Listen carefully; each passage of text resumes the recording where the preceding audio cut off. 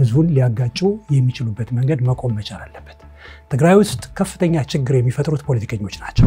በነገራችን ላይ እኔ እዚህ መግለጫ የሚሰጠው የትኛውንም ፓርቲ ወክዬ አይደለም። የአካባቢ ተወላጅ ስለሆንኩና ያላገባብ የተሰጠ መግለጫ ስላለ ለዛ ምላሽ መስጠት እንዳለብን ከአካባቢው ማህበረሰብ ጋር ተነጋግሬ ነው ይሄን መግለጫ እየሰጠሁት ያለው። በአያቶቻችን፣ በሚቶቻችን፣ ባጎቶቻችን አጽም ላይ ነው የተሳለቀ ኃይሉ ከበደ። ኬሚካል ጨምረው ነው ያለ። በአጽም ላይ ኬሚካል የሚጨምር ስብዕና ያለው ጎንደሬ የለም። ባለፈው የሰሜን እዝ ጋር በተፈጠረ ችግር ጦርነት ሲነሳ ማይካድራ ላይ ከ1600 በላይ አማራ ገለው የሄዱ ከሳምሬ አካባቢ ሳምሬ ከሚባለው የደቡብ ትግራይ ውስጥ መተው ሰፍረው የነበሩ ሰዎች ናቸው። የወልቃይትና የራያ ጉዳይ ከትግራይ ከተቆረጠ የቋንቋን ህገ መንግስት በከፍተኛ ደረጃ የሚቃወምና ምናልባት የቋንቋ ፌደራሊዝም ያስፈልጋል የሚል ቢነሳ የሚዋጋ የህወሓት ቡድን ሊሆን እንደሚችል እገምታለሁ። አማራ ተወካይ ቢኖረው ኑሮ በርካታ ቦታዎች ወደ አማራ ክልል ሊካተቱ የሚችሉ አሉ። ተከዜን መከላከል ማለት ደንበሩን መከላከል ነው። ከማን? ከትግራይ አይደለም፣ ከወራሪ የህወሓት ታጣቂ ነው። አሁን ተደራጅቷል፣ አሁን ታጥቋል። እንደ በፊቱ ዝም ብሎ የሚገረፍ የሚሳደድ የሚገደል አይደለም። ስለዚህ በምንም ተአምር ትጥቅ አይፈታም፣ የሚያስፈታውም አይኖርም። እንዴት ነው በወልቃይትን ክልል በማድረግ ግጭትን በሁለት እንትኖች መካከል ልታስቀር የምትችለው? ወልቃይት እኮ አለ። አሁን ወልቃይትን አሁን እኮ ህወሓት እና ኃይሉ ከበደ ይፈልጉታል። ራያ ሲለብስ ሽርጥ ላይ ወነጨው ያደርጋል። ያ እንኳን ተከልክሏል። ይሄንም የሚያደርገው የመከላከያ ሰራዊቱ ነው እየተባለ ይታማል እኮ እዛ። የመከላከያ ሰራዊቱ ከህወሓት ጎን ሆኖ እነሱን እየደገፈ ነው። እዚህ ግን የመከላከያ ሰራዊቱ ግዛት አስመላሽ ነው። ምን ማለት ነው? እንዲታጠቅ የተደረገው ለምንድን ነው? ወረራ ሊኖር እንደሚችል ግምት ውስጥ ስላለ ከነሱ እኮ ሰዎች አሉ። የኛ ሰዎች ነገራችን ላይ አብራቸው የሚሰሩ የኛ ሰዎች አሉ። ወጣቶችን ደፍረው 11 ልጆች እኮ ከህወሓት ታጣቂ አርግዘው ተደፍረው የወለዱ አሉ። የፌደራል መንግስት እስካሁን ድረስ በጀት አልመደበልንም። ሚዲያው እንደ ኃይሉ ከበደ ያሉ ፖለቲከኞችን በወልቃይት ጉዳይ ላይ ስታቀርቡ ቢቻል አብራችሁ ብታቀርቡ።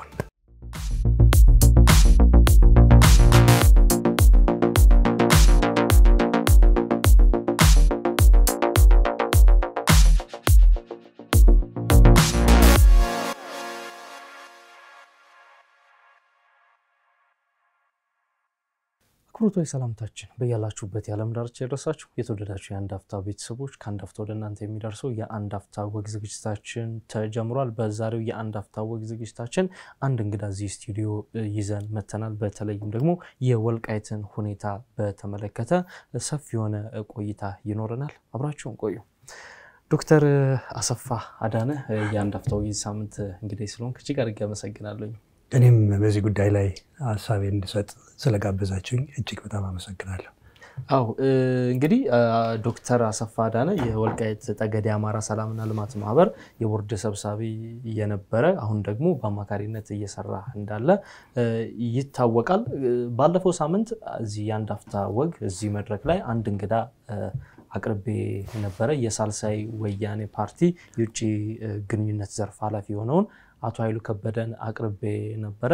የአቶ ኃይሉ ቃለ መጠይቅ እንግዲህ የአንድ አፍታ ሚዲያ ቤተሰቦችም በርካቶችም ተደራሽ ሆኖ ተመልክተውታል። በዚያ ቃለ መጠይቅ ላይ ያነሳቸው ሰፊ ጉዳዮች አሉ። በተለይም ደግሞ የወልቃይትን ጉዳይ በተመለከተ እንደዚሁም ደግሞ የጎንደርን ጉዳይ በተመለከተ ያነሳቸው ይገባኛል እና አንዳንድ የታሪክ ሐሳቦች ጥያቄ ፈጥሯል። እኛም እንግዲህ ለዛ ካውንተር ሌሎችስ ምን ይላሉ፣ ያኛው ወገን ምን ይላል የሚለውን ነገር በተመለከተ ሐሳብ እንዲሰጡን አንተን እንግዲህ መርጠናል። የወልቃይት ጥያቄ እንግዲህ መነጋገሪያ ከሆኑ አጀንዳዎች መካከል አንዱ ነው። ከሰሞኑም እንደውም ኮሎኔል ደመቀ ዘውዱ ከትግራይ ተወላጆች ጋር ተወያዩ ተብሎ ያነሷቸው ነጥቦችም ሲያነጋግር የነበረ ጉዳይ እንደሆነ እናውቃለን። ወልቃይትን በሚመለከት ከሚነሱ ጉዳዮች መካከል ያው ቃለ መጠይቁ ሐሳብ ላይ እንመጣለን። ከሚነሱ ሐሳቦች መካከል አንደኛው የወልቃይት ጥያቄ የወሰን ነው የማንነት ነው ወይስ የማንነትም የወሰንም ነው የሚል ጉዳይ ነው። በተለይም በትግራይ ልሂቃን በኩል የወልቃይት ጥያቄ የወሰን ጥያቄ ብቻ ነው የሚል ነገር ይነሳል። በእናንተ በኩልስ የወልቃይት ጥያቄ የወሰን ነው የማንነት ነው ወይስ የሁለቱንም ነው? በጣም አመሰግናለሁ። ቃለ መጠይቁን ሰምቻለሁ። በደንብ ነው የተከታተልኩት። እንግዲህ ለሱም ምላሽ እንሰጣለን። በዝርዝር ነው ምላሽ የምሰጠው። ነገር ግን ወደዛ ዝርዝር ከመግባቴ በፊት የጠየቀው ጥያቄ አለ። የወልቃይት ጉዳይ የማንነት ነው ወይስ የወሰን ነው የሚል ጥያቄ ነው ያነሳው። በመጀመሪያ አድማጮቻችን ወይም ተመልካቾቻችን በደንብ መገንዘብ ይችሉ ዘንድ በተደጋጋሚ ተነግሯል። ወልቃይት ማን ነው የሚለው ነገር ነው። ወልቃይት ስንል እንደምን ይወሰድልኝ? እንደ ጄኔሪክ ነው የሚወሰድልኝ። ወልቃይት አቶ ኃይሉ እንዳለው አንድ ወረዳ ነው በትክክል። ነገር ግን ወልቃይት ሰቲት ሁመራን ያዋስናል፣ ጠገዴን ያዋስናል፣ ጠለምትን ያዋስናል። መሃል ላይ ያለ ስለሆነ እነዚህን ቦታዎች በሙሉ በአንድ ስም ሪፕሬዘንት ለማድረግ ወልቃይት እያልን እንጠራለን እንጂ እዛ አካባቢ ወልቃይት፣ ጠገዴ፣ ሰቲት ሁመራ የሚባሉ ትልልቅ ቦታዎች አሉ። በተለምዶ ግን ወልቃይት የሚለው ስሙን ቀላል ስለሆነ ወልቃይት እያልን ነው የምንጠራው። ወልቃይት ማለት እስከ 1983 ዓ.ም ድረስ በቀድሞው ጎንደር ክፍለ ሀገር ዳባትን ከተማ አድርጎ በተመሰረተው የወገራ አውራጃ ውስጥ የሚገኙ 3 ወረዳዎች ናቸው። በወገራ አውራጃ ውስጥ ከሚገኙ ወረዳዎች ውስጥ አንዱ ወገራ ወረዳ ነው። አምባ ጊዮርጊስን ከተማ አድርጎ የያዘው ነው። ሁለተኛው ዳባትን ከተማ አድርጎ የተመሰረተው የዳባት ወረዳ ነው። ሶስተኛው ቅራቅርን ከተማ አድርጎ የተመሰረተው የጠገዴ ወረዳ ነው። አራተኛው ሁመራ ከተማን መሰረት አድርጎ የተመሰረተው የሰቲት ሁመራ ወረዳ ነው። አምስተኛው ወፋር ግፍን ከተማ አድርጎ የተመሰረተው የወልቃይት ወረዳ ነው። እነዚህ 5 ወረዳዎች ናቸው በአንድ ላይ ወገራ አውራጃ ዳባት ከተማ ተብለው ይጠሩ የነበሩት ማለት ነው። እንግዲህ እኛ እስከምናውቀው ድረስ ታሪክ ማገላብጠን እንዳየነው ከአባቶቻችንም እንደተረዳነው ከነሱ አባቶችም እንደተረዳነው ወልቃይትና አካባቢው ከቅድመ አክሱም ዘመነ መንግስት ጀምሮ እስከ 1983 ዓ.ም ድረስ አንድም ጊዜ በትግራይ አስተዳደር ስር ሆኖ አያውቅም። ያ ማለት ግን በወልቃይት በጎንደርና በአካባቢው የትግራይ ሰዎች የሉም ማለት አይደለም። ወልቃይት የሚገኘው በሰሜን ምዕራብ ፋሽስት ጊዜስ ምናልባት በትግራይ የተካለለበት ዓመታት ነበሩ እንደዛ የሚል መከራከሪያ የሚያቀርቡ ኖ በትግራይ የተካለለበት መከራከሪያ ቀርቧል አይቻለሁ። ወልቃይት እና አካባቢው ወደ ጎንደር የሄደው በ1948 ዓ.ም ነው የሚል አቶ ኃይሉ ከበደ ሲያቀርብ ሰምቻለሁ። ይገርሞኛል። በ1948 ዓ.ም ነው ወደ ጎንደር የተካለለው እንጂ ከዛ በፊት ወደ ትግራይ ነበረ። ይሄም ከወሎ ደግሞ አልሃ ምላሽ ነበረ። ራያን ወደ ወሎ የተከለለበት ምክንያት የአፄ ኃይለ ሥላሴ ልጅ የወሎ ገዥ ሆኖ በቀረበበት ጊዜ የሱን ግዛት ለማስፋት ሲባል እየተቆረሰ ነው የሚል አይነት ነገር ነው ያለው። እንግዲህ ያ ሊሆን ይችላል። ወደ ጎንደሩ ስንመጣ ግን የትግራይ ገዥ የነበሩት ራስ መንገሻ የአፄ ኃይለ ሥላሴ አማች ናቸው። አሁን በህይወት ነው ያሉ። እሳቸው እንደተናገሩት አያቴም አሉ አፄ ዮሐንስ፣ አባቴም አሉ ራስ መንገሻ ራስ ስዩም መንገሻ ስዩም፣ እኔም አሉ እሳቸው ገዥ በነበሩበት ጊዜ ምናልባትም ከ18 ምናምን ዓመተ ምህረት ጀምሮ ከተከዜ ማዶ ተሻግረን ግዛት የገዛንበት ሁኔታ የለም ብለው ነው የመከሩ። ይልቅስ ወደዛ ከሄድን የአፄ ቴዎድሮስ መንገሻ ቦታ ሰሜን ውስጥ ደረስጌ ማርያም ነው። ደረስጌ ማርያምን ከተማ አድርገው ይኖሩ የነበሩት ደጃዝማች ውቤ ይባላሉ። ደጃዝማች ውቤ የሰሜንና የትግሬ ገዥ ነበሩ። ክሌም እናድርግ ከተባለ ደጃች ውቤ ትግሬን ይገዙ የነበረ እንግዲህ ትግራይ የጎንደር ነው ማለት እንችላለን ማለት ነው በሳቸው በኃይሉ አባባልና ይሄ ሊሆን የማይችል ውሃ የማይቆጠር ምክንያት ስለሆነ እዚህ ግባ የምንለው ነገር አይደለም። ስለዚህ ወልቃይትን በዚህ አንፃር ካየነው እንግዲህ ወልቃይት ቅድም የሚይዙ ቦታዎችን ነው የሚይዝ ያለው ማንነቱ ምንድነው ነው ማንነቱ ምንድነው ቋንቋው አማርኛ ነው ትግርኛም ይናገራል ከኤርትራ ጋር ይዋሰናልና ትግርኛ ይናገራል ከትግራይ ጋር ይዋሰናልና አረብኛም ይናገራል ከሱዳን ጋር በገበያ ይገናኛልና ቱዛት ማተር የተወሰኑ ሰዎች ኩናመኛም ይናገራሉ ከኩናመም ጋር የሚገናኝበት ሁኔታ ስላለ ስለዚህ ቋንቋ በመናገር ትግሬ ሊሆን አይችልም ትግሬ እኮ መሆን በነገራችን ላይ በጣም እኮ ጥሩ ማንነት ነው ትግሬ ማለት ጀግና ህዝብ ነው ሰራተኛ ህዝብ ነው ሃይማኖተኛ ህዝብ ነው ከወልቃይትና ከጎንደር አካባቢ የተጋባ ማህበረሰብ ነው ይህን ማንነት መያዝ እኮ የሚያሳፍር መሆኑ አይደለም ነገር ግን ማንነቱን በግድ ቀምተህ ትግሬ ነው ልትለው አትችልም ሰውን የትግራይ ማንነት እኮ የተቀበሉ ሰዎች ነበሩ እነ ሴኮ ቱሬ ጌታቸው እኮ አማራ ሆነው ትግሬ ሆነዋል መብት ነው የወልቃይት ህዝብ ግን እኔ ማንነቴ አማራ ነው አማራ ነን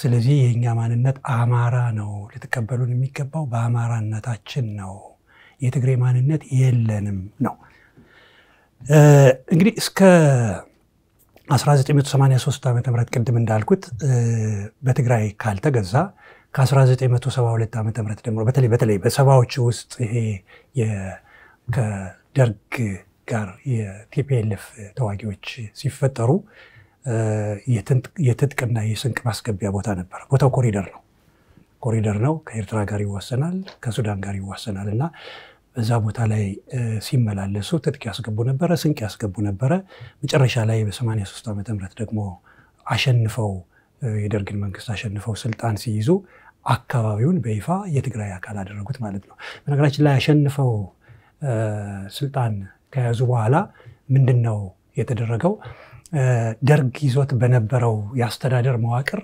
የኢትዮጵያ ሁኔታ መቀጠል የለበትም በህገ መንግስቱ አዲስ መዋቅር አዲስ ክፍለ ሀገር አዲስ ክልል እስከምናዘጋጅ ድረስ በምን አይነት መንገድ ይቆይ የሚል ነገር ውይይት ነበር አዋጅ 784 በ84 ዓመተ ምህረት የተደረገ ውይይት ነው አዋጅ 7 ቁጥሩ 7 ነው 14ም ሊሆን ይችላል ተሳሳት ይችላል ግን በዛ የተደረገ እንትን ስምምነት የተደረገው ምንድነው አሁን መነካካት ስለሌለበት ህገ መንግስቱ እስከሚጸድቅ ድረስና በህገ መንግስቱ ስር ክልሎች የትኛው የት ይሆናል የሚለው እስከሚዋቀር ድረስ ከደርግ በፊት በነበረው አስተዳደር ይቆይ የሚል ውሳኔ ተወሰነ ያን ውሳኔ ሽረው ነው ወልቃይትና ራያን ወደ ትግራይ ያካለሉት ማለት ነው ስለዚህ አንደኛ ከህገ መንግስት በፊት የተካለለ ነው የምንልበት ምክንያት ይሄ ነው በሁለተኛ ደረጃ ህገ መንግስቱ ከጸደቀ በኋላ ህገ መንግስቱ ክልሎች ሲዋቀሩ በክልሉ ውስጥ የሚኖሩ ሰዎች ወደ የትኛው ክልል ይሆናሉ የሚለው የሚወሰነው በራሳቸው በዛ ክልል ኗሪ የሆኑ ሰዎች ናቸው ይላል አንደኛ የቋንቋ ሁኔታቸው ግምት ውስጥ ገብቶ የአስተዳደር ፕሮክሲሚቲ ቅርበታቸው ግምት ውስጥ ገብቶ ባህላቸው ግምት ውስጥ ገብቶ እና ፍላጎታቸው ግምት ውስጥ ገብቶ ህዝቦች ወደሚፈልጉት ክልል ይካለላሉ ነው የሚለው የወልቃይትና የአካባቢው ህዝብ ግን ይሄን መሰረታዊ መብቱን ጥሰው ነው ወደ ትግራይ ተካልለዋል ያሉት ስለዚህ ጥያቄን ለመመለስ የግዛት አንድነት ከግዛት አንፃር ካየነው ቅድም ያብራራውልህ ነው እነ ራስ መንገሻ ስዩም የመሰከሩት ነው ታሪክም የሚያሳየው ይሄ ነው እኛም የምናውቀው ይሄ ነው አባቶቻችንን የነገሩን ይሄ ነው ወልቃይትና አካባቢው በትግራይ አስተዳደር ስር ሆኖ እንደማያውቅ ነው እንዲያውም ደጃዝማቸው የትግሬን ሁሉ እንደገዙ ነው የሚያመለክተው ማለት ነው በማንነት ደረጃ ደግሞ እኛ አማራዎች ነን አማራ እንደሆንም ብለን አልጠየቅንም በነገራችን ላይ አማራ ነን ይሄን ለተቀበሉን ይገባል ነው እንጂ ያ ቢሆን እኮ ኑሮ ህዋት ስልጣን ላይ በቆየበት ጊዜ አገር በሚፈራው ሁሉን ነገር በሚቆጣጠርበት ከህዋት ጋር መጠጋት ጥሩ ጥቅም ይሰጣል በሚባልበት ጊዜ የዛ አካባቢ ትግራይ አይደለንም የሚል አባባል ሊያነሳ ይችላል ነበር ምክንያቱም ያ ማንነት በወቅቱ ተቀባይነት የነበረው ማንነት ስለነበረ ነገር ግን ያን አልፈለገም ሰው ለቅሶን በአማርኛ ማልቀስ ይፈልጋል ተከለከለ አሁን ግን አንጻራዊ ነፃነት ስለመጣ ለቅሶ አይደለም ዘፈን በአማርኛ መስፈን ጀምሯል አስተዳደሩም ወደዛ መጥቷል ማለት ነው ስለዚህ ጥያቄያችን የማንነትም የወሰንም ጥያቄ ነው ማለት ነው። በጣም ጥሩ። እንግዲህ ከሌላኛው በኩል የሚነሱ ጥያቄዎች ስላሉ ነው ይሄን ጥያቄ እንደ መንደርደሪያ ያነሳሁት። የወሰን ብቻ ነው የማንነት ጥያቄ አይደለም የሚሉ ነገሮች ይነሳሉ። በእናንተ በኩል ደግሞ አሁን የተነሳው ነገር አለ፣ የወሰንም የማንነትም ነው የሚል ነገር አለ። ከበፊት ጀምሮ ኮሚቴም ሲዋቀር የማንነትና የወሰን የሚል ስያሜ እንደያዘ ይታወቃል። የኃይሉ ከበደ ቃለ መጠይቅ ላይ እንምጣ። ያነሳቸው ነጥቦች አሉ፣ በርከት ያሉ የሚያከራክሩ የሚያወዛግቡ ለውይይት በር የሚከፍቱ በርከት ያሉ ሀሳቦችን አንስቷል። በተለይም ወልቃይትን በተመለከተ ያቀረባቸው የታሪክ ሰነዶች አሉ። አንዳንድ ማስረጃ የሚያስፈልጋቸው ጉዳዮች ቢኖሩ ከዚህ በተጨማሪ ጎንደርን በተመለከተም እስከ ጎንደር ጫፍ ያለውን ነገር የትግራይ ግዛት ነው የሚል ነገር አንስቷል። ያው አላማቸው ትግራይን አገር ማድረግ እንደሆነ ይሄንንም ወደ ምርጫ ቦርድ እንዳስገቡ እንግዲህ የኃይሉ ከበደ ቃለ መጠይቅ ላይ ተጠቅሷልና እዚያ ቃለ መጠይቅ ላይ የተነሱ አንዳንድ የታሪክ ጉዳዮችን በተለይም ወልቃይትና እዛ ጎንደርን የተመለከቱ ጉዳዮችን እንዴት ትመለከታቸዋለህ? ያነሳቸው መፍትሄ ተብለው የተቀመጡ ያነሳቸው ጉዳዮች አሉ፣ እነሱን እንመለስባቸዋለን። ግን በቃለ መጠይቅ የቀረቡ ወልቃይትና ጎንደርን የተመለከቱ የታሪክ ጉዳዮችን እንዴት ትመለከታቸዋለህ? ሰምቻቸዋለሁ። ምላሽ መሰጠት ይኖርበታል። አንደኛ ትግሬ መጮያ የሚባል ጎንደር አለ፣ እስከ ቢልቢሎ ወንዝ ድረስ የትግራይ ነው የሚል ነገር ሰምቻለሁ። ቢልቢሎ የሚባለውን አላውቀውም። እኔ እንግዲህ ተወልጄ ነው ያደግኩኝ። ትግሬ መጮያ ሲሉት የምንሰማው እነሱ ነው እንጂ እኛ ያን አካባቢ ተራራውን የምንለው ገነት ተራራ ነው። ጮኸውም ከሆነ አፄ ፋሲል ንጉስ በነበሩበት ጊዜ አቤቱታ ለማቅረብ ከትግራይ ተነስተው እዛ ቦታ ላይ ያው ለመታየት እና በብዛት የመጡ መሆኑን ለመግለጽ ድምጻቸውን አሰምተው ሊሆን ይችላል። ከዛ ተነስቶ እንግዲህ ትግሬ መጮያ ተብሎ ሊሆን ይችላል። ያ ማለት ግን የትግራይ አስተዳደር ነው የሚያስብል አይደለም። ስሙን ሁሉ ሲያነሳ ሰምቻለሁ። እኔ አሁን አዲ አርቃይ የሚለው የቀርቃ ሀገር የሚል የትግርኛ ስም ነው የሚል። ስለዚህ ስሙ በሙሉ በትግርኛ የተባለ ስለሆነ አስተዳደሩ የትግራይ ነው የሚል መነሻም ሲያቀርብ ሰምቻለሁና ይሄ ሁሉ ዝም ብሎ አሉባልታ ነው። እኔ አብዛኛው ጊዜ የኖርኩት ሐዋሳ ነውና ወደዛ ማሰብ ጀመርኩኝ። ሐዋሳ ተቀምጬ ይርጋለም የሚባል ቦታ አለ፣ አማርኛ ነው። ሀገረ ሰላም የሚባል ቦታ አለ፣ አማርኛ ነው። ወንዱ ገነት የሚባል ቦታ አለ፣ አማርኛ ነው። ሀገረ ማርያም የሚባል ቦታም አለ፣ አማርኛ ነው። ልፍ ብሎ አርባ ምንጭም የሚባል ቦታ አለ፣ ይሄ ሁሉ አማርኛ ነው። ስለዚህ እነዚህ ቦታዎች በሙሉ የሚጠሩት በአማርኛ ስለሆነ የአማራ ይሁኑ ማለት ነው ሊገባኝ አልቻለም። ሁለተኛ ማይካድራ በአረብኛ ነው እንግዲህ ማይካድራ እኔ እስከማውቀው ድረስ አረንጓዴ ውሃ ወይም አረንጓዴ ወንዝ ማለት ነው በአረብኛ። ስለዚህ ሱዳኖችም ማይካድራ የኛ ነው ይበሉን። እኔ በጉርብትና የሚኖሩ ሁለት ክፍለ ሀገሮች የጋብቻ ሁኔታ ሊኖር ስለሚችል የስም መለዋወጥ እና አንዱ በሌላው ስም የመጠራት ሁኔታ ያስተዳደሩ ወሰኑ የሚያመለክት አይደለም። ስለዚህ አቶ ኃይሉ ያቀረበው መከራከሪያ እዚህ ግባ የሚባል ነገር አይደለም። ይልቅስ ለኛ የሚመቸን በትግራይና በአማራ ህዝብ መካከል አንድነት ተፈጥሮ ሰላም ተፈጥሮ ፍቅር ተፈጥሮ ብንኖርበት ነው የሚሻለን። እኔ አሁን ይሄን ማብራሪያ ሲሰጥ አክቲቪስቶችም ሊሆኑ ይችላሉ፣ ፖለቲከኞችም ሊሆኑ ይችላሉ፣ ወይም ደግሞ ጉዳዩ ያልገባቸው ሰዎች ይሄን የሚናገረው የትግራይ ጥላቻ ስላለበት ነው ሊል ይችላል። ነው አይደለም። እኔ ከትግራይ ህዝብ ጋር የተዛመድኩ ነኝ። ያገባው ትግሬ ነው። ማንኛውም ሰው ቢጠየቅ እናቱን ይወዳል፣ ልጆቹን ይወዳል፣ አገሩንም ይወዳል። ማንኛውም ሰው አገሩን የሚወደው ልጆቹ በሰላም እንዲኖሩ ነው። የኔ ልጆች ከትግራይና ከኔ ከአማራ የተወለዱ ናቸው። ልጆቼ ወደ ሽሬ ሲሻገሩና ወደ ጎንደር ወደ ወልቃይት ሲሻገሩ በሰላም እዛ አካባቢ እንዲኖሩበት ነው የምፈልገው። እንዲኖሩበት ስፈልግ ግን ፖለቲከኞቹ አመጣው ይሄ ያ ነው ይሄ እንዲ ነው ብለው ህዝቡን ሊያጋጩ የሚችሉበት መንገድ መቆም መቻል አለበት። ትግራይ ውስጥ ከፍተኛ ችግር የሚፈጥሩት ፖለቲከኞች ናቸው።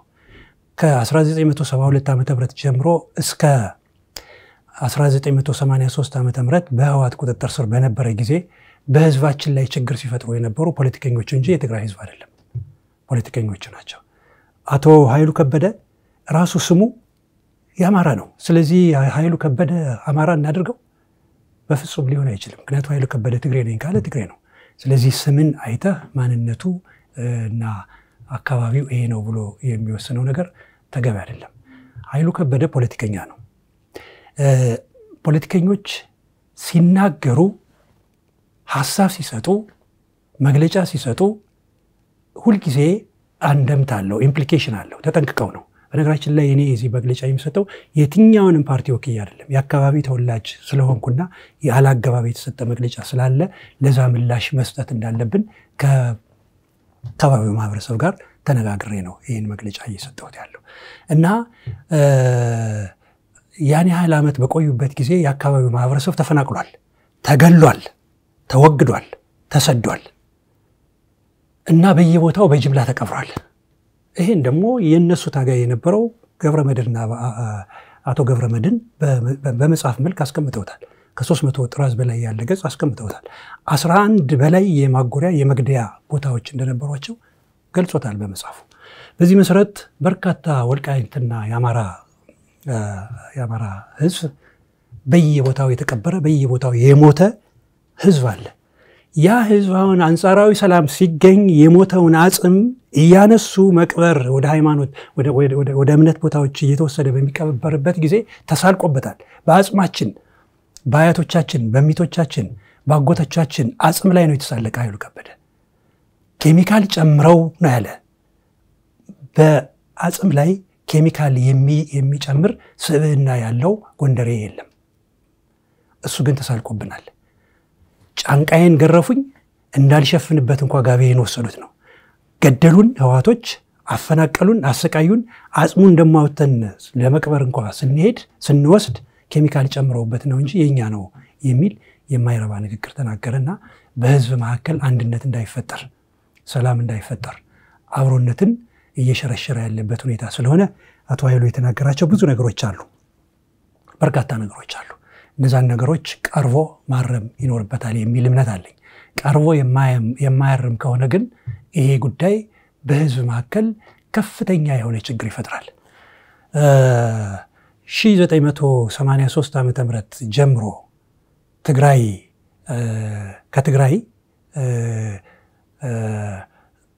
እና ከትግራይ ከሁሉም አውራጃዎች ወደ ወልቃይት ሰዎች እየመጡ ይሰፍሩ ነበር በህወሓት መንግስት ፈቃድ። ይሄ ያለ ነው። በደርግ ዘመን ዝናብ አጠር እና እርሻ አጠር ከሆኑ ቦታዎች ላይ ከወሎ ከትግራይ ሰዎች የተወሰዱ ይሰፍሩ ነበር። ለምሳሌ ወለጋ ላይ ብዙ ወሎዬዎች ሄደው ሰፍረዋል። አሁን እየተፈናቀሉ ያሉት ማለት ነው። ጋምቤላ ላይ በርካታ ትግሬዎችና አማራዎች ሄደው ሰፍረዋል። ባሌ ላይ በርካታ አማራዎች ሄደው ሰፍረዋል። የሪሶርስ እጥረት ባለበት ቦታ ላይ ሪሶርስ ወዳለው ህዝብ መጥቶ መስፈር ያለ ነው። ከሁሉም የትግራይ አውራጃዎች መጥተው ወልቃይት ላይ ሰፍረዋል። መስፈሩ አይደለም ችግሩ። ከሰፈሩ በኋላ የተደረገው ነገር ነው እጅግ በጣም አሰቃቂ የነበረው። ባለፈው የሰሜን እዝ ጋር በተፈጠረ ችግር ጦርነት ሲነሳ ማይካድራ ላይ ከ1600 በላይ አማራ ገለው የሄዱ ከሳምሬ አካባቢ ሳምሬ ከሚባለው የደቡብ ትግራይ ውስጥ መተው ሰፍረው የነበሩ ሰዎች ናቸው። እነሱ ገለው ሲሄዱ ማውገዝ ነው የነበረባቸው። ትክክል አይደለም ማለት ነው የነበረባቸው። አብራችሁ ከኖራችሁት ህዝብ ላይ ይሄ እንዲህ አይነት ነገር ማድረግ የለባችሁም ነው መባል የነበረበት። ነገር ግን አሁን ብጥለው ገለበጠኝ የተጨፈጨፈው የኛ ህዝብ ነው የሚለው ነገር ውሃ የሚቆጥር ነገር አይደለምና አቶ ኃይሉ የተናገራቸው በርካታ ነገሮች አሉ። እኔ ወደ መጨረሻ ላነሳቸው ነው የምፈልግ ሌሎች ነገሮች ላይ ላተኩርና የአቶ ኃይሉን ንግግሮች ግን መጨረሻ ላይ ላንሳቸው፣ ምክንያቱም ነጥብ በነጥብ ይያቸዋለሁ። በጣም ጥሩ። እንደ እዛ ቃለ መጠይቅ ላይ እንደ አንዳንድ የተነሱ ጉዳዮች አሉ እንደ መፍትሄም ካስቀመጣቸው ጉዳዮች መካከል አንዱ አሁን መጀመሪያ የትግራይ ግዛት ይመለስና ከዚያ በኋላ በህግ እንነጋገራለን የሚል አንድ ነገር አንስቷል ከዚህ በተጨማሪም አሁን እዚህ አካባቢ ያሉ የሚሰለጥኑ ሚሊሻዎች አሉ የተከዘዘው የሚል ስያሜ ያላቸው እነዚያ ሚሊሻዎች እንግዲህ ሰፋሪ ናቸው ሲወጡ ትጥቃቸውን ለትግራይ ያስረክበው መውጣት አለባቸው የሚሉ ጉዳዮችን አንስቷል እንደ ቅድመ ሁኔታ አሁን ጉዳዩ እንዴት ይፈታ በሚለው ዙሪያ እንደ ቅድመ ሁኔታ ሲነሳ የነበረው ጉዳይ ምንድነው መጀመሪያ ወደ ትግራይ ይመለስ ከዚያ በኋላ በህግ ቋንቋ እንነጋገራለን የሚል ነገር ነው ይሄስ እንዴት ይታያል በጣም ጥሩ ነው አሁን አማራ በመላው ሀገሪቱ ዘርፈ ብዙ ችግር እየደረሰበት ነው ግድያ አለ መፈናቀል አለ መሞት አለ መሳደድ አለ ለዚህ ሁሉ መሰረቱ በ1968 ዓመተ ምህረት ህወሓት የጻፈው የፓርቲ ፕሮግራም ነው አማራን ጨቋኟን አማራ ማህበራዊ ረፍት እንነሳታለን የሚለው ተሳክቶላቸው በ1983 ዓመተ ምህረት መንግስትን አሸንፈው ስልጣን ሲይዙ ያን ፕሮግራም ነው ወደ ህገ መንግስት የቀየሩት ህገ መንግስት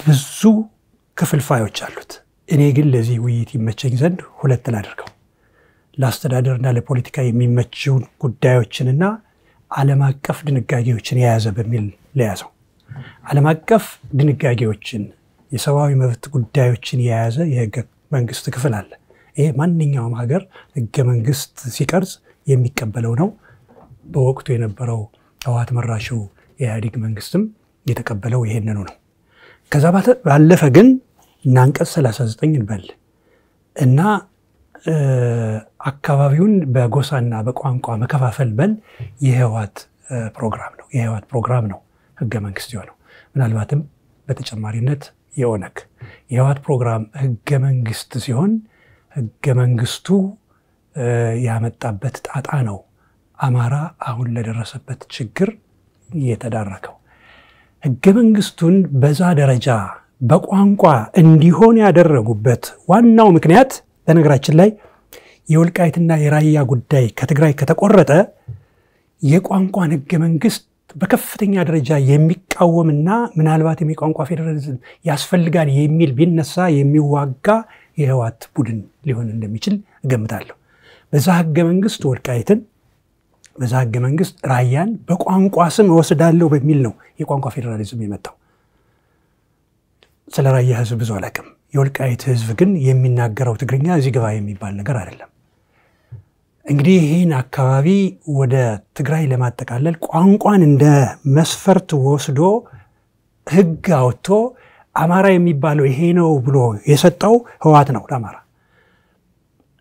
በህገ መንግስቱ መስመር ሲሰመር የለም ከተከዜ መልስ እና ከተከዜ ማዶ የትግራይ ነው የአማራ ነው ብሎ የሚከራከር አማራን የወከለ ድርጅት አልነበረም ትግራይን ህወሓት ወክሏል ኦሮሞን ኦህዴድ ወክሏል ሲዳማን ይወከላል ጋምቤላን ይወከላል ሁሉንም ብሔር ብሔረሰቦች ይወከላል አማራን ግን የአማራ ድርጅት አማራን ወክሎ የተቀመጠ የለም በወቅቱ አማራን ያስተዳድር የነበረውና በዛ ህገ መንግስት ሲሳተፍ የነበረው ኢህድን ነው የኢትዮጵያ ህዝብ አብዮታዊ ዲሞክራሲያዊ ንቅናቄ ኢህድን ደግሞ በሀገር ደረጃ የተቋቋመ ፓርቲ ነው ይመሩት የነበረ ደግሞ እና አዲሱ ለገሰ ናቸው እነ በረከት ስምኦን ናቸው እነ ተፈራ ዋልዋ ናቸው እነዚህ ሰዎች ደግሞ አማራ ናቸው አይደለም ጥያቄ ውስጥ የምናስገባቸው ሰዎች ናቸው እንዲያው አማራ ናቸው እንኳን ብንል ይሄ ቦታ የአማራ ነው ብለው እንዲከራከሩ የማያደርጋቸው ሁኔታ አለ ምክንያቱም ኢህድን የሚል ስም ስለያዙ በዚህ መሰረት ኢህድንን እንኳን ወደ ባዕዲን እስከሚለውጡ ድረስ ህገ መንግስቱን አላቆዩትም ስለሆነም አማራን ወክሎ እዛ ቦታ ላይ የተቀመጠ ድርጅት አልነበረም ስለ አማራ የሚከላከል በዛ ህገ መንግስት ጉዳይ ላይ ግን አማራዎች የሉም ማለት አይደለም ራሳቸው አቶ አዲሱ ለገሰ ነበሩ አቶ ደመቀ መኮንን ማይቻቸዋለሁ ያውን ፕሬዝዳንት አቶ ታዬ አጽቀሥላሴም ነበሩ እነዚህ በሙሉ ወክለው የቀረቡት የራሳቸውን ድርጅት እንጂ አማራን ወክለው አልቀረቡ። ስለዚህ አማራን ወክለው ባልቀረቡበት ሁኔታ ላይ አማራ በዛ ህገ መንግስት ውስጥ አለ የሚባለው ነገር ትክክል አይደለም። ስለዚህ በዛ ህገ መንግስት ውስጥ በፕሮግራማቸው የሚፈልጉትን ያህል ከወሰዱ በኋላ እና በጉልበት ህዝብን ሳያማክሩ ህዝብን ሳይጠይቁ የህዝብን ፈቃድና ይሉኝታ ሳያገኙ ማንነቱን ደፍጥጠው ለመሬት ሲሉ ከወሰዱ በኋላ ያውም ደግሞ የምንፈልገው መሬቱንና ሴቱን እንጂ እናንተን ወንዶችን አይደለም እያሉ ሲያሳድዱና ሲገሉ የነበሩ ፖለቲከኞች በያዙት ቦታ ላይ ተመልሶ ዛጋ ንቁምና በህግ እናድርገው ምን ማለት ነው? ለምንድነው እነሱ በሚጠቅማቸው ቦታ ላይ የሚደረገው? በእኛስ በኩል ግን በኃይል የተወሰደ መሬት በኃይል ሲመለስ በኃይል ሊጸና ይችላል። ነገ ጠዋት የኃይል ሚዛኑ ሲለወጥስ ወደዚያኛው ጎራ ሊመለስ አይችልም። የትኛው ኃይል ላይ ነው አንተ ማቆም ያለብህ? መጀመሪያ ላይ ሲጀመር የተጠቀመው ኃይል ላይ ነው ማቆም ያለብህ ወይስ መሃል ላይ ያለው ኃይል ላይ ነው ማቆም ያለብህ? በኃይል የተወሰደ መሬት መጀመሪያ ነው። በኃይል የተወሰደው መሬት ላይ ዲስከሬጅ የምታደርገው መጀመሪያ ላይ ነው። በ1983 አዋጅ 14 ወይም 784ን ጥሶ በጉልበት የወሰደው እዛ ቦታ ላይ ነው የምታቆመው። እዛ ቦታ ላይ እንቆምና ከዚህ በኋላ እንነጋገር ነው እንጂ የምትለው የሚጠቅምህን ከወሰድክ በኋላ ቀምተህ ከወሰድክ በኋላ ያንተን ሸሚዝ ሰርቄ ከወሰድኩ በኋላ በጉልበት ሸሚዝህን አግኝተህ የኔ ነው ብለህ ስትመልስ አይ ይሄን ጉዳይ በህግ እናደርገው እንዴት ነው ሊሆን የሚችለው? መጀመሪያ እኮ ሸሚዝህን መውሰድ የለብኝም እኔ መጀመሪያ ሸሚዝህን መውሰድ የለብኝም። ሸሚዝህን ከወሰድኩ በኋላ ግን ሸሚዙ ያንተ ከሆነ በኋላ በሸሚዙ ላይ ልንደራደር አንችልም። ምክንያቱም ሸሚዙ ያንተ ነው። ስለዚህ መሆን ያለበት ምንድነው? ሸሚዝ ግዛልኝ ልትል ትችላለህ። እዛ ቦታ ላይ ወልቃይትና ሁመራ አካባቢው ሰፊ መሬት ነው። ትግራይ ደግሞ የእርሻ መሬት እጥረት ስላለ አብረን ብንኖር ምንድነው አብረን ነው እየኖርን ያለነው። ያ ሊያስማማን ይችላል። ነገር ግን ህገ መንግስት አጽድቄያለሁ፣ ፕሮግራሜን ወደ ህገ መንግስት ቀይሬያለሁ። በዚህ መሰረት ወልቃይትና ራያን ወስጃለሁ። እዚህ ላይ ቆመን ነው መነጋገር ያለበት። ስለዚህ በጉልበት የተወሰደው ቦታ በጉልበት ተመልሷል። አይ በጉልበት ከመለሳችሁ በኋላ ወደኛ ይመለስና እንደራደር። እኛ ጋር ሆኖ ለምን አይደራደሩ? እኛ ጋር ሆኖ ለምንድነው እነሱ የማይደራደሩት? አሁን እኛ ጋር ነው ያለ፣ ባለቤቱ ነው ያለው። በነገራችን ላይ ህገ መንግስቱ አማራ ቦታ ይሄ ነው ብሎ የሰጠው የህገ መንግስት ነው። የአማራ ክልል በእኛ በአማራዎች እምነት ያ ብቻ ነው ብለን አናምንም። አማራ ተወካይ ቢኖረው ኑሮ በርካታ ቦታዎች ወደ አማራ ክልል ሊካተቱ የሚችሉ አሉ። እነዛ ጊዜው ሲደርስ ሊመለሱ የሚችሉ ይሆናል፣ ወይ ህገ መንግስቱ ሲስተካከል የሚመለሱ ነው ሊሆን የሚችለው ማለት ነው። ስለዚህ ከዚህ አንፃር ውሃ የሚቆጠር ክርክር አይደለም። ስለዚህም በህግ ሊፈታ የሚለው ነገር ምናልባት የህገ መንግስቱን መለወጥ ሊጠብቅ ይችላል። ጉዳዩ በህግ ይፈታ የሚለው ነገር በህግ አልሄደም። አንድ ነገር በህግ ከወሰድክ በኋላ ነው ወደ ህግ የምታደርገው። በህግ ያልሄደ ጉዳይ በፖለቲካ ውሳኔ በህግ እንዲጸናልን እንፈልጋለን የሚል ድምጽ ነው የሚሰማው። አዎ ምንድነው የሄደው? በፖለቲካ ውሳኔ ነው። በፖለቲካ ውሳኔ ሄደው ፖለቲካን ነው በፖለቲካ ነው ውሳኔ የምታመጣው እንጂ አሁን በህዝብ ውሳኔ ብትል አቶ ኃይሉ የአማራ ስም የያዙት አቶ ኃይሉ ከበደ 1.1 ሚሊዮን እንደ መረጃ ይያዝብኝ ግን እዛ አካባቢ ብለዋል 1.1 ሚሊዮን የትግራይ ሰፋሪ የነበረ ተፈናቅሎ አሁን ትግራይ ውስጥ ነው ያለ ብለዋል። 1.1 ሚሊዮን think of it። በ1976 ዓመተ ምህረት በተደረገ የህዝብና ቤት ቆጠራ በ76 ዓመተ ምህረት በተደረገ የህዝብና ቤት ቆጠራ በሙሉ ጎንደር ክፍለ ሀገር በከተማና በገጠር ይኖር የነበረ ትግርኛ ተናጋሪ ህዝብ 170 ሺህ ነው። 170 ሺህ ነው በ76 ዓመተ ምህረት። እንዴት ነው አሁን ከ22 ዓመት በኋላ 6% ነበረ፣ አሁን 97% ትግሬ ነው ሊባል የሚችለው? ምን ማለት ነው ይሄ? ለምንድን ነው ይሄ የሆነው? ይሄ የሆነው ምንድነው? አንደኛ ለም መሬት ለማግኘት ብያለሁ። ሁለተኛ በሰፈራ ስም በርካታ ትግሬዎች እዛ ሄደው ሰፍረዋል። የሚገርም ነገር 30 ሺህ የቀድሞ ወታደሮች ሁመራ ከተማ ላይ ሰፍረዋል። 30 ሺህ የሁመራ ከተማ ነዋሪ በወቅቱ 10 ሺህ ነው የነበረው። 30 ሺህ ሲሰፍር ይሄ ጄኔቲክ የምንድነው የተወላጆችን ወይም የኢንዲጂነስ ናምበር ቁጥርን እንዴት ሊያዛባ እንደሚችል አስብ። እንግዲህ 30 ሺህ ሲቀመጥ ከዛ በልዩ ልዩ ሰፈራ ደግሞ ወደ 70,000 መጥተዋል። አጠቃላይ ወደ 100,000 የሚደርስ ትግራዋን መጥተው ሰፍረዋል ማለት ነው። በ1995 ዓ.ም በተደረገ ቆጠራ የወልቃይትና የአካባቢው ህዝብ ቁጥር 400,000 አካባቢ ነው የነበረው። 400,000 አካባቢ እንዴት ነው ከ10 ዓመት በኋላ 1.1 ሚሊዮን ሊሆን የሚችለው? ያው እንኳን 1.1 ሚሊዮን ትግራይ ውስጥ የሄደው ነው። ወልቃይት ላይ ያለው አለ። ያ ሲደመር እዛ አካባቢ ህዝብ ስንት ሊሆን ነው ማለት ነውና አንዳንዴ የምትናገረውን ቁጥርም አስበህ አስተውለህ ኮንሲኩዌንሱ ምንድነው ምንስ ጥቅም አለው የሚሉ ነገሮችን በሙሉ ግምት ውስጥ አስገብተህ የምትሰራው ነው የሚሆነው። ከዛ ባለፈ ግን ዝም ብለህ ሚዲያ ባገኘው ቁጥር የሚመችህን ነገር በመናገር የአማራንና የትግራይን ህዝብ አንድነት መሸርሸር ተገቢ ነው የሚል እምነት የለኝም። እኔ ቅድም እንደነገርኩ ነው የሁለቱ ህዝብ አብሮ እንዲኖር ፈልጋለሁ። ለልጆች ስል ሌላው አጥበው ብዬ ነው ለልጆች ስል አብሮ መኖር ይኖርበታል። ትግራይ የሚለው ማንነት አሪፍ ማንነት ነው። ምንም ያን ያህል የሚያስከፋ አይደለም። ነገር ግን ያንተን ማንነት ሳከብር ነው የኔ ማንነት የሚከበረው እና ወልቃይት ላይ የአማራ ማንነታችንን አክብሮና ተቀመጡ ነው። አሁንም እነዚህ ተፈናቃዮች እንዳይመጡ የከለከሉት እነማን ናቸው? እነሱ ናቸው። እነዚህ ተፈናቃዮች መጀመሪያ ወልቃይት ላይ ሲመጡ ሰፋሪዎች የነበሩ ከሁሉም የትግራይ አውራጃዎች መጥተው የሰፈሩ ናቸው። በርካታ የትግራይ ተወላጆች አሁን ከወልቃይት ያለቀቁ አሉ። እኛ ሀገራችን ነው የት ነው የምንሄድ ብለው ያለቀቁ ሰዎች አሉ። እነዛ ለምን ሄዱ? አየህ ሸሽተው የሄዱት አንያ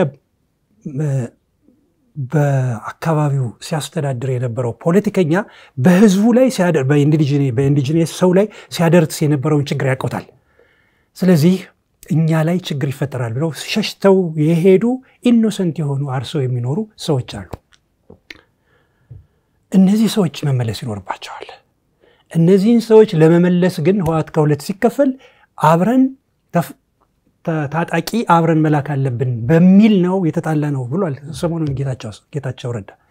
ይታይ እንግዲህ ይሄን ነገር ጠለምት ላይ ያደርገውታል። ጠለምት ላይ ሰፋሪው ይምጣ ሲባል ታጣቂዎችን አብረው አስገብተው ዛሬ እንደውም የምዕራብ ጠለምትን የጸጥታ ኃላፊ አፍነው ይዘውታል። የህወሓት ታጣቂዎች ይዘውት ሄደዋል። ራያ ላይ የተደረገውን አይተሃል። ታጣቂ ምንድነው ሰፋሪዎች ይግቡ ሲባሉ ታጣቂዎችን አብረው አስገብተው ራያ ላይ የተደረገ ያለውን እንትን አይተሃል። ወልቃይት ላይ ግን ያሊውን የሚችል ነገር አለ። ያ እንዳይሆን የአካባቢው ወጣት ሰለጠነ። የተከዜ ዘብ ያልከው የተከዜ ዘብ ዋናው ዓላማው ተከዜን መከላከል ነው። ተከዜን መከላከል ማለት ደንበሩን መከላከል ነው። ከማን? ከትግራይ አይደለም፣ ከወራሪ የህወሓት ታጣቂ ነው። የህወሓት ታጣቂ በምንም አይነት ነገር መጥቶ ህዝባችንን ሊረብሽ አይችልም። በነገራችን ላይ ማወቅ ያለባቸው እንደ ድሮው እንደ 1970ዎቹ አይደለም። አሁን የወልቃይት ሰው አሁን ተደራጅቷል። አሁን ታጥቋል። እንደ በፊቱ ዝም ብሎ የሚገረፍ የሚሳደድ የሚገደል አይደለም። ሲገሉት የሚገል ሲያሳድዱት የሚያሳድድ ሲቀሙት የሚቀማ ነው። እያረሰ ያለም የራሱን እርሻ ነው። እያረሰ ያለም በራሱ ትራክተር ነው። እየኖረ ያለም በራሱ ቤት ነው። ኃይሉ እንዳለው በሰው እርሻ አይደለም፣ በሰው ትራክተር አይደለም፣ በሰው ቤትም አይደለም እየኖረ ያለው። ያን ሲያደርገው የነበረ ልቡ ማን እንደሆነ ያውቃል። የወልቃይት ሰው እያረሰ ያለው የራሱን እርሻ ነው። እያረሰ ያለው በራሱ ትራክተር ነው። እየኖረ ያለው ደግሞ በራሱ ቤት ነው። ለወደፊቱም የሚያርሰው እሱን ነው። ስለዚህ የተከዜ ዘብ የሰለጠነው ከዛው ከወልቃይት ማህበረሰብ ነው። አስፈላጊ ከሆነ ደግሞ ከሌላው የአማራ ክፍል ሄዶ እዛ ቦታ ላይ ይሰለጥናል። ምንድነው ችግሩ? እዚህ ሽሬ አካባቢ ዘብ ለማሰልጠን ከፈለጉ እነሱ የተከዜ ዘብ ከአዲግራት ማምጣት አይችሉም እንዴ? ከአክሱም ማምጣት አይችሉም እንዴ?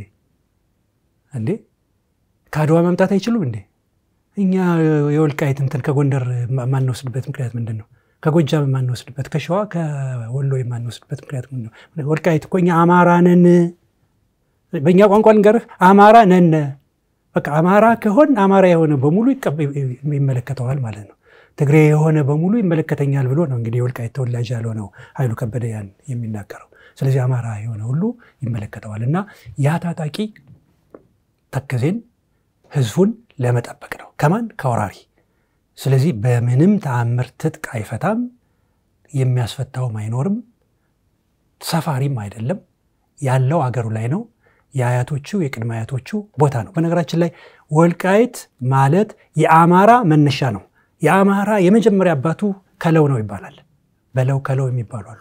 የዛ መነሻ ወልቃይት ነው። ስለዚህ ከቦታው ላይ የሰለጠነው የአማራ ታጣቂ ነው። የአማራ ታጣቂ ደግሞ የትም ሊሄድ አይችልም፣ ትጥቁንም አይፈታም፣ ሊፈናቀልም አይችልም። እንደ በፊቱ የሚያፈናቅለው አይኖርም ማለት ነው። ያ ማለት ግን ከትግራይ የሚመጡ ኢኖሰንት የሆኑ ገበሬዎች አርሰው የሚበሉ ነግደው የሚበሉ ተሯሩጠው ከማህበረሰቡ ጋር አብረው ሊኖሩ የሚፈቅዱ ሰዎች የመምጣት መብት አላቸው። አይደለም የትግራይ ማህበረሰብ እዛ ጎረቤት የሆነውና የተዋለደው ይቅርና ከወላይታ ለስራ በነገራችን ላይ በአረምና በአጨዳ ወቅት ከ1 ሚሊዮን በላይ ሰራተኛ ይፈልጋል ከመላው ኢትዮጵያ ተሰባስቦ የሚሄድ። በዚህ መሰረት የወላይታና የከምባታ ሰዎችን እዛ አይቻለሁ አግኝቻለሁ። ለምን መጣችሁ? ለስራ መጥተው ከዛው አግፍተው እየኖሩ ያሉ እዛ እንኳን ይኖራሉ። እንኳንስ ተዋጠገብ ላይ ያሉ የትግራይ ተወላጆች። ስለዚህ የትግራይ ተወላጆች መጥተው ማረስ፣ መጥተው መኖር፣ መጥተው መጋባት፣ መጥተው መውለድ፣ መጥተው የፈለጉትን ነገር ማድረስ ይችላሉ። ነገር ግን ሊሆን የማይችል ነገር ግን አንድ ነገር አለ። ልክ ወለጋ ላይ ከወሎ ሄደው የሰፈሩ ሰዎች ለመኖር ብቻ እንደተፈቀደላቸው ከትግራይ የሚመጡ ሰዎች ደግሞ የሚፈቀድላቸው ዲሞክራሲያዊ በሆነ መንገድ ለመኖር ነው። በየትኛውም ተአምር አስተዳደሩ በትግራይ አስተዳደር ሊሆን አይችልም። ይሄ የተዘጋ ነው። it is deadlock 1.1 ሚሊዮን ተፈናቃይ ያለኝ ብሎ የነበረውንም ያልነበረውንም አምጥቶ ህዝብ ውሳኔ ይሰጥ ቢባል 1.1 ሚሊዮን እኮ ባይ ዲፎልት ወደ ትግራይ ወስዶታል ማለት ነው። ይሄ ሊሆን የሚችል ነገር አይደለም። that is why በህግ ሊፈታ የሚችልበት ነገር ጠባብ ነው። የፖለቲካ ውሳኔ ነው የሚያስፈልገው የምንልበት ምክንያት ይሄ ነው። በህዝብ ውሳኔ ይፈታ የሚል ከሆነ ግን ምክንያቱም እኔ አንተ ቤት ከመጣው በኋላ ያንተን ቤት የምፈልገው ከሆነ የኔ ነው የሚልለው። ከትግራይ የመጡ ተፈናቃዮች የትግራይ ነው ሊሉ ነው የሚችሉት። ስለዚህ በህግ ይፈታ በህገ መንግስት ወይም ደግሞ በህዝብ ውሳኔ ይፈታ የሚባል ከሆነ ሰፋሪዎቹ ከመምጣታቸው በፊት የነበረው ኢንዲጂነስ የወልቃይት ማህበረሰብ ነው ድምጽ መስጠት ያለበት። ለ30-40 ዓመት በትግራይ አስተዳደር ቆይተሃል። አሁን ደግሞ በእነ ኮሎኔል ደመቀ 4-5 ዓመት ቆይተሃል። የትኛው ይሻላል? ወደ ትግራይ መሆን ነው ወይስ ወደ አማራ መሆን ነው የሚሻለው ብሎ የነበረውን የመጀመሪያውን ህዝብ ውሳኔ ማሰጠት ይቻላል። በዚህ እንስማማለን፣ ምንም ችግር የለውም። ከዛ ባለፈ ግን መጥቶ የሰፈረን የሳምሪን ሰፋሪ ገሎ የሄደን የሳፍሪ ሰፋሪ የት ነው የምትፈልግ ብለህ የምትጠይቀው የሞኝነትና የጅልነት ነው የሚሆነውና እነ ኃይሉ ከበደ አይናቸውን ጨፍኑና ላሞኛቸው። ህገ መንግስቱ የህወሓት ፕሮግራም ነው። በህወሓት ፕሮግራም ደግሞ የምንፈልገውን ወስደናል።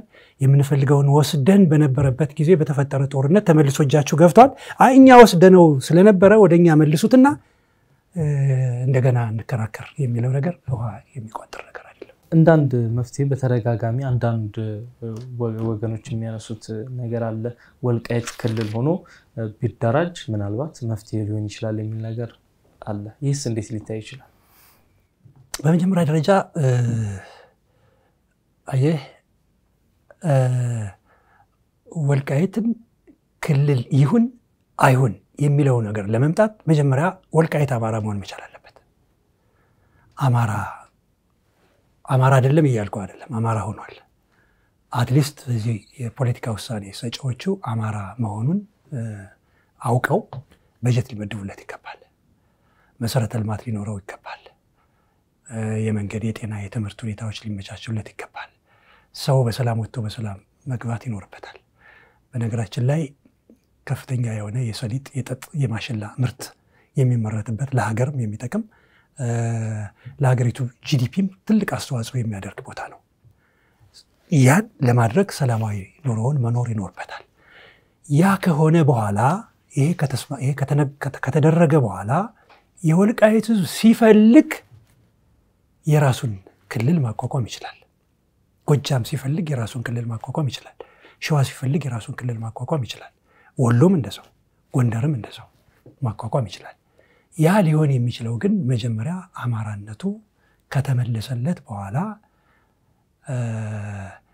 አልተመቸኝም፣ አማራ መሆን አልተመቸኝም፣ ስለዚህ የራሴን ማንነት ይዤ ክልል ልሁን የሚል ነገር ሊያመጣ ይችላል። ይሄ ነገር ግን እንደ ክልል ወልቃይት ክልል ይሁን የሚለው ምክር ሐሳብ የሚነሳው እኮ በሁለቱ ህዝቦች መካከል ወይም በሁለቱ ክልሎች መካከል ዳግም ደም አፋሳሽ ግጭት እንዳያስከትል የተሻለ አማራጭ ነው በሚል ነው። እንዴት ነው በወልቃይትን ክልል በማድረግ ግጭትን በሁለት እንትኖች መካከል ልታስቀር የምትችለው? ወልቃይት እኮ አለ። አሁን ወልቃይትን አሁን እኮ ህወሓት እና ኃይሉ ከበደ ይፈልጉታል እኮ። ያኔ እኮ ጦርነት መቅጠሙ አይችልም፣ እንትን መቅጠሙ አይቀርም እኮ ማለት ነው። ስለዚህ ወልቃይት እንደገና ደግሞ ከአማራ ጋር ደግሞ ድንበር ይሄ ነው አይደለም ተብሎ ደግሞ ከጎንደር አማራ ጋር ደግሞ ሌላ ጥል፣ ከትግራይ ጋር ደግሞ ሌላ ጥል። ለምንድን ነው እሳት ውስጥ የወልቃይትን ህዝብ ለመቀቀል የተፈለገው? የወልቃይት ህዝብ እስካሁን በእሳት የተቀቀለው አይበቃውም እንዴ? የወልቃይት ህዝብ እኔ አማራ ነኝ ካለ ፖለቲከኛው ለኔ እንደ መፍትሄ የማቀርብልህ ራስህን ችለህ ክልል ስትሆን ነው የሚለው አባባል ተቀባይነት የለውም፣ አንቀበለውም፣ ሊሆንም የሚችል ነገር አይደለም። ወልቃይት በፖለቲካ ውሳኔ ህወሓት ጉልበት በነበረው ጊዜ የሄደ ቦታ ነው፣ ወደ ትግራይ የተከለለ ቦታ ነው። አሁን ደግሞ እግዚአብሔር ፈቅዶ ጉልበት ኖሮን አይደለም፣ እግዚአብሔር ፈቅዶ ወልቃይት በወልቃይት ልጆች ስር ወደቀ። በወልቃይት ልጆች ስር ካለ እንምጣ የሚል የትግራይ አካል ካለ እንምጣ የሚል ሌላ አካል ካለ መጥቶ መኖር ይችላል። እኔ እኮ አዲስ አበባ ነው እየኖርኩ ያለሁት፣ ሐዋሳ ኖር ያለሁ እኮ ኢትዮጵያዊ ስለሆንኩ ነው ሐዋሳ የኖርኩት። ሀብት ንብረት አለኝ ሐዋሳ። ሐዋሳ እኮ የሲዳማ ነው። በቃ ሀብት ንብረት አለኝ፣ 20 ዓመት አገልግያለሁ። 20 ዓመት ላገለገልክበት የሀብት እና ንብረት ይኖርህ አለኝ የሲዳማ ሰው። በቃ ወልቃይት ደግሞ ሲዳማው መኖር ይችላል፣ ትግሬው መኖር ይችላል፣ ሌላው የአማራ ክፍል ደግሞ ጭራሽ ክልሉ ነው መኖር ይችላል። ስለዚህ ያ መፍትሄ ሊሆን አይችልም። መፍትሄ ሊሆን የሚችለው ነገር የማያዳግም ምላሽ መስጠት ነው። የማያዳግመው ምላሽ ደግሞ ምንድነው? ወልቃይት አማራ ነው። ያን በማድረግ ነው መፍትሄ ሊገኝ የሚችለው። በዚህ ወደ ፌደራል መንግስት አቋም መሄድ እንችላለን። እዛው ሌሎች ነጥቦችንም እያነሳ እንሄዳለን። የፌደራል መንግስቱ የወልቃይትን የራያን በተለይም ደግሞ የወልቃይትን ጉዳይ የያዘበት መንገድ እጅግ አከራካሪ ነው። አንዳንዶች እንደ ፖለቲካ መጫወቻ ካርድ እየተጠቀመበት ነው የሚሉ አሉ። የኃይሉ ከበደ ቃለ መጠይቅ ላይ ደግሞ የተነሳ አንድ ነገር አለ። የፌደራል መንግስቱ የግዛት አስመላሽ ሆኗል በሚል ከአንድ ወገን አሁን ባለው በወልቃይት የኃይል አሰላለፍ የፌደራል መንግስቱ ከአማራ ኃይሎች ጎን እንደተሰለፈ አድርጎ የማቅረብ ነገር አለ። በአንዳንድ የአማራ ፖለቲከኞች የአማራ ልሂቃን በኩል ደግሞ አይ የፌደራል መንግስት እየሄደበት ያለው ነገር የወልቃይትን ነገር ለህወሓት ወይም ለትግራይ አሳልፎ መስጠት ነው የሚል መከራከሪያ ይነሳልና የፌደራል መንግስቱ የያዘበት የወልቃይትን ጉዳይ የያዘበትን አያያዝ እንዴት ትመለከተዋለህ? አዎ የፌደራል መንግስቱ የያዘበት መንገድ እንግዲህ አስቸጋሪ ነው። አካባቢው ስትራቴጂክ ቦታ ነው። በጣም ከፍተኛ የሆነ ስትራቴጂክ ቦታ ነው። እንዲህ ዝም ብለህ በቀላሉ ይሄ ነው ያ ነው የምትለው ቦታ አይደለም። ቅድም እንዳልኩ ይሄ ቦታ ከግብጽ እስከ መቀሌ የተዘረጋ መንገድ ነበረው። ይሄ አካባቢ ከኤርትራ ጋር ይገናኛል። ይሄ አካባቢ ከሁመራ እስከ አዲስ አበባ የተዘረጋ መንገድ ያለበት ቦታ ነው። ወራሪ የውጭም የውስጥም ወራሪ እዛ ቦታ ላይ በቀላሉ እንዲገባ የሚመች ቦታ ነው። ስለዚህ ይሄን ቦታ በቀላሉ ይሄ ነው ያ ነው ብለህ የምትወስነው ቦታ አይደለም። ስለዚህ የፌደራል መንግስቱ ድሮ በኃይለ ሥላሴ ዘመነ መንግስትም የመከላከያ ኃይል ነበረበት ሴንሲቲቭ ቦታ በመሆኑ ከፍተኛ የእርሻ እንቅስቃሴ የሚደረግበት ቦታ በመሆኑ በደርግ ዘመነ መንግስትም እንዲሁ የወታደራዊ እንቅስቃሴው በዛ ልክ የነበረ ነው። በህወሓት መራሹ የኢህአዴግ መንግስት ጊዜም ያ ቦታ ከፍተኛ የወታደራዊ ጥበቃ ይደረግለት የነበረ ቦታ ነው። አሁን ያለው የፌደራል መንግስትም ያን ቦታ ከፍተኛ የሆነ የወታደራዊ እንቅስቃሴ ማድረጉ ያን ያህል የሚያስከፋ አይደለም።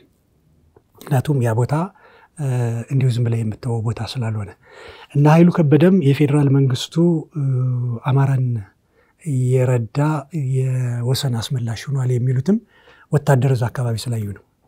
እዛ አካባቢ ስትሻገር ምናልባትም ከ40 ከ50 ሜትር በኋላ ኤርትራ ነው የምትገኝና ያን ድንበር ደግሞ መጠበቅ ያለበት የፌደራል መንግስቱ ስለሆነ የፌዴራል መንግስቱ ደግሞ እንደገና በዛ በግራ በኩል ስትሻገር ደግሞ ሱዳን ስለሆነ እዛ ቦታ ላይ ከፍተኛ የሆነ የወታደር ኃይል አለ።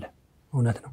ያ የተከዘዘው ስልጣኖችም ላይ የፌዴራል ኃይል ይሳተፋል የሚሉ ነገር ያነሳሉ። ይሄ ዝም ብሎ ነው የፌዴራል ኃይል ይሳተፋል የሚለው ነገር ያን ያህል እና ኃይሉ የሚናገሩት ነገር ነው። የፌዴራል መከላከያ የራሱን መከላከያ ያሰለጥናል፣ የራሱን መከላከያ ያሰማራል፣ የራሱን ስራ ይሰራል እንጂ እዛ ቦታ ላይ የወልቃይት ዘብን የሚያሰለጥንበት ሁኔታ የለም። የወልቃይት ዘብን ለማሰልጠን እኮ ኮሎኔል ደመቀ እኮ በጣም ታዋቂ ኮሎኔል ነው። በርካታ እነ ደጀኔ እኮ አሉ ከፍተኛ የሆነ ማሰልጠን የሚችሉ ሰዎች። ወልቃይት እኮ የተማረ ሰው ያለበት ጀግና ያለበት በታሪክም ታዋቂ የሆኑ ሰዎች ያሉበት ህዝቡም ተኳሽ ቀዳሽ አወዳሽ የሆነ ህዝብ ያለበት የማንንም አሰልጣኝነት የማይፈልግ በራሱ መሰልጠን የሚችል ነው። ነገር ግን ስልጠና በተደረገ ጊዜ ለምረቃ እዛ አካባቢ ያሉ ኮሎኔሎችን የወታደራዊ አዛዦች አብረው ሄደው ሊሆን ይችላል፣ አብረው ቆመው ሊሆን ይችላል። ትግራይ ውስጥም ሚሊሻ ሲሰለጥን ሊያደርጉት ይችላሉ። እዛ ውስጥም እነ ኮሎኔል ደመቀ የተከዜን ዘብ ካሰለጠኑ በኋላ እዛ ውስጥ ያሉ ኮሎኔሎች እዛ ውስጥ ያሉ ጀነራሎች ወይም ደግሞ የመከላከያ ባለስልጣኖች ይመለከታቸዋልና ምረቃ ቦታው ላይ መገኘታቸው አሰልጣኝ ናቸው የሚያስብላቸው ሁኔታ የለም። ያ ሲሆን ደግሞ የሚሰለጥነው ድንበርን የሚጠብቅ ከኤርትራን የሚመጣ ነገርን የሚጠብቅ ከሱዳን የሚመጣ ነገር የሚጠብቅ ከትግራይ ደግሞ የሚመጣን ታጣቂ የሚጠብቅ ስለሆነ የመከላከያ ኃይልን ስራ የሚቀንስለት ስለሆነ እርዳታ ቢያደርግ ያን ያህል የሚያስገርም ነገር አይደለም ለኔ። ነገር ግን የመከላከያ ኃይሉ ገብቶ ስልጠና ይሰጣል፣ ድንበር አስጠባቂ ነው፣ በእነሱ ታከው ነው የሚል እንደውም ቃል በቃል። ያ ማለት የአማራ ህዝብ ከነሱ ህዝብ ያነሰ ጉልበትና ጀግንነት አለው እያለ ነው። አይጠቅምም ኃይሉ አይጠቅምም፣ በፍጹም ሊጠቅም የሚችል ነገር አይደለም። የመከላከያ እገዛ ባይኖር ኖሮ ወልቃይትን እኛ ወረን እንይዝ ነበር አይነት ነገር ነው። በነገራችን ላይ ጦርነቱ ሲጀመር እኮ ዳንሻ ላይ የነበረው የመከላከያ ሰራዊት በህወሓት ታጣቂ ተከቦ መንቀሳቀሻ ባልነበረበት ጊዜ የአማራ ልዩ ኃይልና የወልቃይት ታጣቂ ነው ተዋግቶ በ6 ቀን ውስጥ ተከዜን ተሻግረው እንዲሄዱ ያደረጋቸው። ምንም አይነት የመከላከያ ጦር ሳይኖር ማለት ነው። መከላከያ እኮ 80% እዛው ትግራይ ላይ ነው የነበረውና የትኛው የመከላከያ ኃይል ረድቶ ነው የወልቃይት ህዝብ ከህወሓት ነፃ ያወጣው? ይሄ አይጠቅምም። ሊጠቅም የሚችል ነገር ነው መናገር ያለባቸው የትግራይ ፖለቲከኞች። ሊጠቅም የሚችል ነገር ነው መናገር ያለባቸው። በነገራችን ላይ በአሁኑ ወቅት የትግራይ አክቲቪስቶች ወደ ቀልባቸው ተመልሰዋል። የአማራና የትግራይ ህዝብ አንድ ህዝብ ነው፣ ወንድምና እህት ነው፣ የተጋባ ነው። በምንም አይነት ታምር መጋጨትም መጣላትም የለበትም። የወልቃይትም የሁመራም የሽሬም መሬት በጋራ ልናለማው የምንችል በጋራ አብሮ ሊያዶረን የሚችል ልንጣላበት የማንችለው ጉዳይ ነው እያሉ ነው። ወደ ቀልባቸው ተመልሰዋል። የትግራይ ፖለቲከኞችም ወደ ቀልባቸው መመለስ መቻል አለባቸው። ኃይሉ ሲያነሳ ህወሓት በሚያስተዳድረው ጊዜ መቀሌም ሽሬም አክሱምም ችግር እንደፈጠረው ሁሉ ወልቃይትም ላይ ችግር ፈጥሯል ብለዋል። ይሄ የተለየ ነው። ወልቃይትና እዛ አካባቢ የተፈጠረው ችግር የተለየ ነው። አትሊስት ችግር እንኳን የፈጠሩ መሆኑን ማመኑ ጥሩ ነው። ያ አካባቢ የኔ ነው፣ ህዝቡ የኔ ነው ባለማለት የተፈጠረ ችግር ነው። እዛ ቦታ ደግሞ የኔ የሚሉት ህዝብ ስላጠፋ የሚቀጡት ቁንጥጫ ነው። አንተ በዱላ መደብደብና በቁንጥጫ ልጅህን መቆንጠጥ አንድ አይነት ነገር አይደለም። ስለዚህ ይሄ ውሃ ሊቆጥር የሚችል ነገር አይደለም። የተከዜ ዘብ አሁንም የተደራጀ ነው፣ የታጠቀ ነው። ነገር ግን የታጠቀው የተደራጀው በራሱ በወልቃይት ህዝብ እንጂ በመከላከያ ሰራዊቱ አይደለም። የመከላከያ ሰራዊቱ እሱ ሊለው ይችላል የወሰን አስመላሽ ነው የሚለውን ነገር እኔ የምቀበለው ነገር አይደለም። እንደውም እኮ ራያ አካባቢ የመከላከያ ሰራዊቱ እየረዳቸው የህወሓት ታጣቂዎች በፓትሮል ይዞራሉ። የአካባቢው የራያ ሰው ግን ምንም አይነት ዱላ እንኳን ይዞ መሄድ አይችልም። ራያ ሲለብስ ሽርጥ ላይ የሆነ ጭው ያደርጋል። ያ እንኳን ተከልክሏል። ይሄንም የሚያደርገው የመከላከያ ሰራዊቱ ነው እየተባለ ይታማል እኮ እዛ። የመከላከያ ሰራዊቱ ከህወሓት ጎን ሆኖ እነሱን እየደገፈ ነው።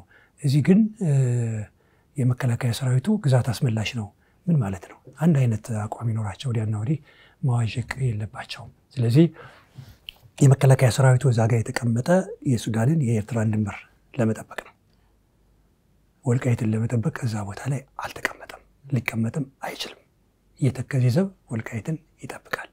የአማራ ህዝብ ወልቃይትን ይጠብቃል። እና በዚህ መሃል ታዲያ የፌደራል መንግስት አቋሙ ምን ላይ ነው ልንል እንችላለን? አሁን እንደዚህ አይነት ጉዳዮች የሚነሱ ከሆነ የፌደራል መንግስቱ አሁን ያለበት ውጥረት ከፍተኛ ውጥረት ላይ ነው ያለው። የፌደራል መንግስቱ የአገር ውስጥ ግጭት የጦዘበት ጊዜ ነው ያለው። አማራ ክልል በሁሉም ዞኖች ግጭት አለ። በሁሉም ዞኖች ነው ያልኩ። ኦሮሚያ ክልል ላይ በወለጋ በሁሉም ዞኖች ሲባል ወልቃይትን የሚያካትታል አይደለም። በሁሉም ዞኖች ጦርነት አለ ሲባል የወልቃይት ዘብ ደግሞ ከማዶ የሚመጣውን ኃይል ለመመከት በተጠንቀቅ ላይ ነው ያለው። በተጠንቀቅ ላይ ነው ያለው። ስለዚህ ከዚህ ከፋኖ ከምናምን እንቅስቃሴ ጋር የወልቃይት እንትን ላይ የሚገናኝ አይደለም። እሱን አያካትትም። ነገር ግን የወልቃይት ህዝብ ግን ሁሉ ጊዜ በጥንቃቄ ነው ያለ። ምክንያቱም ያበራሽን ጠባሳ ያየ በሳት አይጫወትም ነው። የህወሓት ታጣቂ ሲመጣ ምን እንደሚያደርገው ያውቃል። ሚስቱን እንደሚቀማው ያውቃል። ርስቱን መሬቱን እንደሚቀማው ያውቃል። እንደሚገለው እንደሚያፈናቅለው ያውቃል። ምክንያቱም አርጎት ያውቃልና። ስለዚህ ያ ከመምጣቱ በፊት ለመከላከል እንደገና ደግሞ በራያም በጠለምትም ያሳዩት ተፈናቃይ እንልካለን በማለት ታጣቂ በመላክ በህዝቡ ላይ እየደረሰ ያለውን ሁኔታም በማየት ተጠንቅቆ የሚኖር አካባቢ መሆኑን ለመግለጽ እንጂ አሁን ጦርነት ላይ ነው እያልኩ አይደለም። አበክሬ የምገልጸው ግን እዛ አካባቢ ያለ የመከላከያ ሰራዊት ከኤርትራ ጋር እና ከሱዳን ጋር ያለ ድንበርን እየጠበቀ እንጂ ወልቃይትን እየጠበቀ እንዳልሆነ ማስገንዘብ እፈልጋለሁ። በእርግጥ በፕሪቶሪያ ስምምነት መሰረት በነገራችን ላይ የፕሪቶሪያ ስምምነቱንም አቶ ኃይሉ ሲያነሳ ሰምቻለሁ። የፕሪቶሪያ ስምምነት ፕሮፐር ትግራይ የሚባለው አካባቢ በጊዜያዊ የሽግግር መንግስት እንደሚወድቅ፣ ታጣቂዎቹን ዲሞቢላይዝ እንደሚያደርግ፣ ትጥቅ እንደሚፈታ ነው የሚገልጸው። እነዚህ የወልቃይትና የራያ ቦታዎች ግን ኮንቴስትድ ኤሪያ ተብለው ባሉበት እንዲቆዩ ነው የሚል። እሱ ግን ይዋሻል። በፍጹም ውሸት ተገቢ አይደለም። አውጥተን ማየት እንችላለን። ባሉበት ቦታ ይቆያሉ። ተፈናቃዮች ግን ወደ ቦታቸው ይመለሳሉ ይላል። አሁን ተፈናቃዮችም ቅድም እንዳልኩት ወደ ቦታቸው እንዳይመለሱ የከለከለ የለም። የከለከሏቸው እነሱ ናቸው። ለምን ታጣቂ ነው ማስፈር ያለብን በሚል ወይም ደግሞ ከተፈናቃዮቹ በፊት የወልቃይት ዘብ ትጥቅ ይፍታ ወይም ደግሞ ከተፈናቃዮቹ በፊት ቲዲኤፍ እዛ ገብቶ አካባቢውን ይቆጣጠረው ወይም ደግሞ እሱ አቶ አማኑኤል አሰፋ ለምን እንደዚያ ወሰናቸው የሚል ነገር ተነስቶላቸው እኮ ሲናገሩ የደህንነት የሴኩሪቲ ችግር እንዳይገጥማቸው ከዚህ በፊት ስለገጠማቸው አሁንም እንዳይገጥማቸው በሚል ነው ውሳኔ ወሰኑ ይላሉ እነሱ። አሁን ተፈናቃዮች ወደ ወልቃይት የሚመለሱ ችግር አይገጥማቸው? ለምን ነው ችግር የሚገጥማቸው? ትናንትና ነው ከትናንት ወዲያ በትልቅ አዳራሽ ሞልቶ የትግራይን ህዝብ ኮሎኔል ደመቀ ሲያናገር አላየ ይሆን? ያ ሁሉ ትግራይ ለምንድን ነው የደህንነት ችግር ያልገጠመው? ምን ማለት ነው ይሄ? እኛ እኮ ወንድሞቻችን ናቸው። ለእኔ እኮ ጋብቻ የልጆች ዘመዶች ናቸው ብያለሁ እኮ። እንዴት ነው እርሻ ለማረስ ኑሮውን ለመቀየር ጥሮ ግሮ ለመብላት የሚመጣን ገበሬ የደህንነት ስጋት የሚኖርበት? በተፈናቃይ ስም ትነግ ታጣቂን አምጥተው የወልቃይት ህዝብን ከበፊቱ በበለጠ መንገድ ይጨፈጭፉ ዘንድ እንዲመቻቸው ነው የደህንነት ስጋት አለበት የሚሉ። የመከላከያ ሰራዊቱ ምን ይሰራል እዛ ቦታ ላይ? የመከላከያ ሰራዊቱ ለምንድን ነው የማይጠብቅ የደህንነት ስጋት የሚመጣበት ከሆነ? ኃላፊነት ወስዶ የሚያመጣው አንደኛ የአማራ ክልል መንግስት ነው ኃላፊነት የሚወስደው። ሁለተኛ የወልቃይት ጠገዴ እና ሰቲት ሁመራ ዞን አስተዳደር ነው ኃላፊነት የሚወስደው። ሶስተኛ የወረዳዎችና የከተማ አስተዳደሮች ካቢኔዎች ኃላፊነት ወስደው ነው የሚያመጡት። ስለዚህ ኃላፊነት ወስደው ያመጡ እህት ወንድሞቻቸውን የሚገል ታሪክ የላቸውም ወልቃይቶች። የሚያቀፍ የሚቀበል ልጁን የሚድር ልጁን የሚያገባ ወልቃይቴ ነውና ያለ። ከዚህ አንፃር ቢመጡ የደህንነት ስጋት አላቸው የሚለው ነገር በፍጹም ተቀባይነት የሌለው መሆኑን በዚህ አጋጣሚ ሊያውቁ ይገባል። የመከላከያ የፌደራል መንግስቱ ሚና ምንድነው ያልክ ጀምሬልህ የነበረው እሱ ነው። በርካታ ውጥረቶች ያሉበት ነው። ወልቃይትም በዛ ውስጥ ነው ስላልከኝ ነው ሌላ ውስጥ የገባ ነው። በሁሉም የአማራ ዞኖች ጦርነት ላይ ነው ያለው የመከላከያ መንግስቱ። በምዕራብ ወለጋ በጠቅላላ በወለጋ እና በዚህ በሰሜን ሸዋ በደቡብ የኦሮሚያ ክልል እኔ በመካከልም ከፍተኛ የሆነ ጦርነት ውስጥ ነው ያለው። በዚህ ጦርነት ውስጥ ሆኖ አሁን የማዕከላዊ መንግስቱ ወልቃይትን ወደ ትግራይ ወይም ወደ አማራ ወይም ወደዚህ ነው ቢል ሌላ ባክፋየር የሚያደርግ ችግር አለ። መጀመሪያ ሀገር መረጋጋት መቻል አለበት። ሀገር ከተረጋጋ በኋላ የትኛው ነው የሚሻለው የሚለውን ነገር ሊመልሱ ይችላሉ የሚል እምነት አለኝ። እስከዛ ግን ሰፋሪዎቹ ሂደው ወደ ነበሩበት ቦታ ይመለሱ የሚል ነገር ጠቅላይ ሚኒስትሩም ሲናገሩ ሰምቻለሁ። የኛ አካባቢ አመራሮችም የሚሉት ይሄንን ነው። ስለዚህ ሰፋሪዎቹ መተው መስፈር አለባቸው። ሰፋሪዎች የምልበት ምክንያት ምንድነው? ከሁሉም የትግራይ አውራጃዎች መተው የሰፈሩ ስለሆነ ነው። አንድ ከሰፋሪዎች ጋር በተያያዘ አንድ የዩኤንኤችአር ሰው ምን እንዳለ ታውቃለህ? A former UNHCR official described that if a bus full of refugees come from Sudan, 5 times that number arrives from Tigray at the same time. አለ ያኔ ከሱዳን የተፈናቀሉ ናቸው ብለው አንድ መኪና ሙሉ ሲያመጡ ተመሳሳይ 5 እጥፍ ያለው ቁጥር ከትግራይ ያመጡ ነበር። በዛ መሰረት ነው ያን አካባቢ የዲሞግራፊክ ቼንጅ ያመጡበት ማለት ነው። ጥሩ በሁለቱም ኃይሎች በኩል አሁን አንተም ባነሳልኝ እንደዚሁም በነ ኃይሉ ከበደ ጎራ በተሰለፉ የፖለቲካ ሊቃን በኩልም ሰፋሪዎች የሚል ቃል በተደጋጋሚ ነው የሚነሳው። እሱም ቅድም እንደተጠቀስኩልህ የተከዜ ዘብ የሚባሉ አሁን ላይ ያሉትን አመራሮችም ሰፋሪ እንደሆኑ ናቸው በቃለ መጠይቁ ሲናገር የነበረው።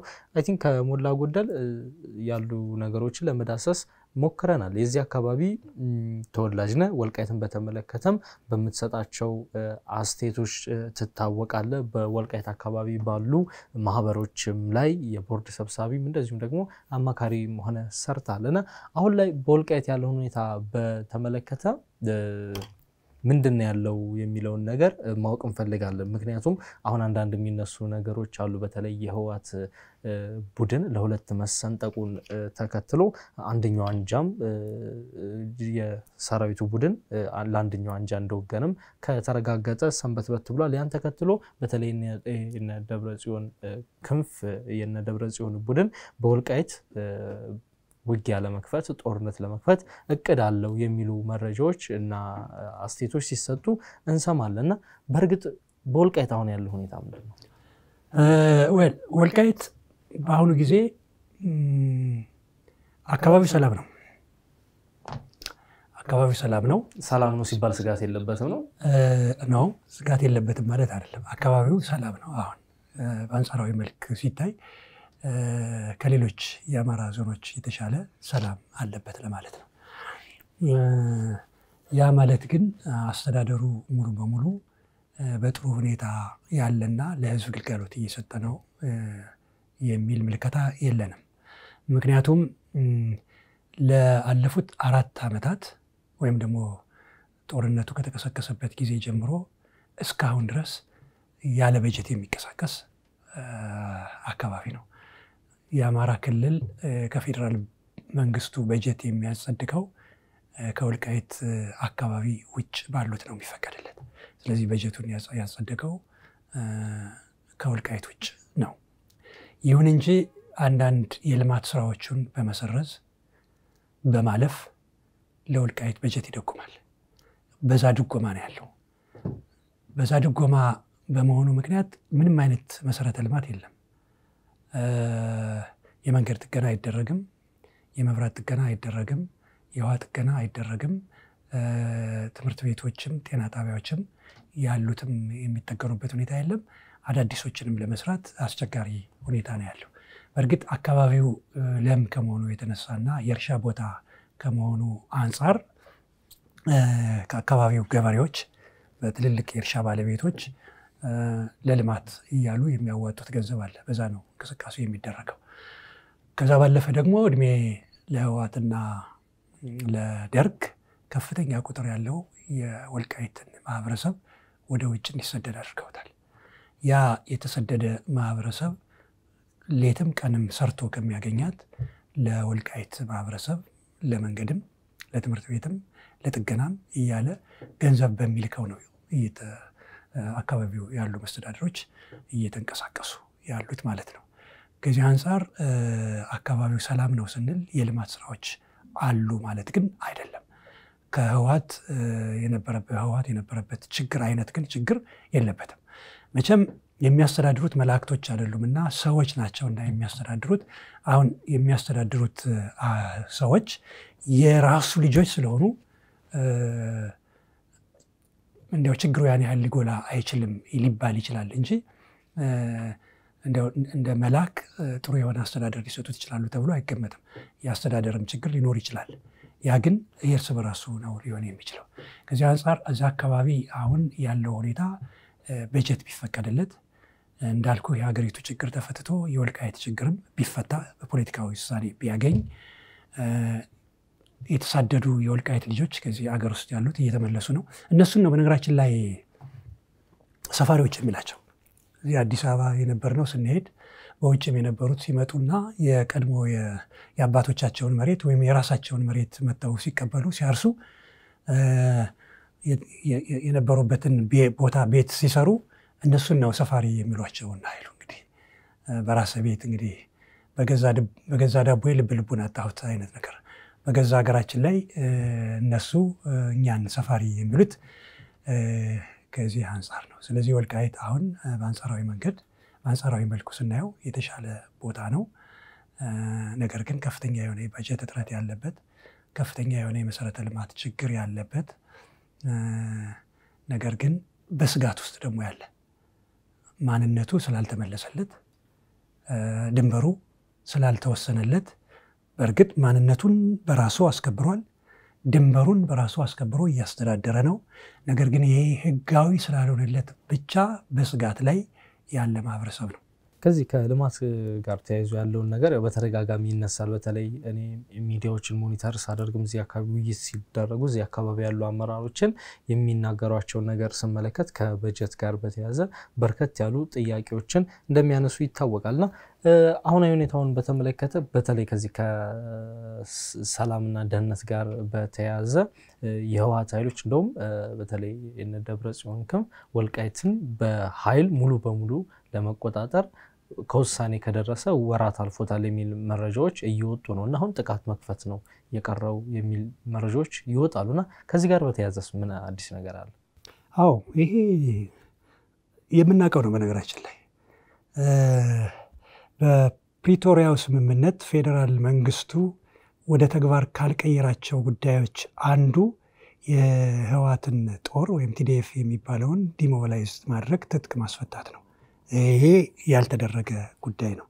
አንዳንድ ያረጁ መሳሪያዎችን ብቻ አሳይተው እና በእድሜ የገፉ ታጣቂዎችን እነዚህ ናቸው ብለው ከመመለስ ባሻገር ወደ 300,000 የሚጠጋ ጌታቸው ረዳ 270,000 የታጠቀ ኃይል ያለን ያለው።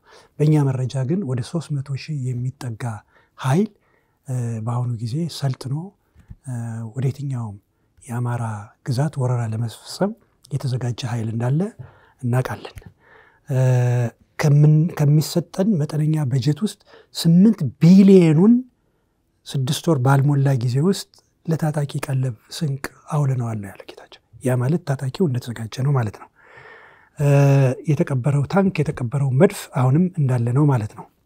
ምናልባትም ያኔ በጦርነቱ ጊዜ ወደ ጎንደርና ወደ ባህር ዳር የተተኮሰው ሮኬትም አሁንም እንደተቀበረ ነው ማለት ነው። ያ እንዳለ እናውቃለን።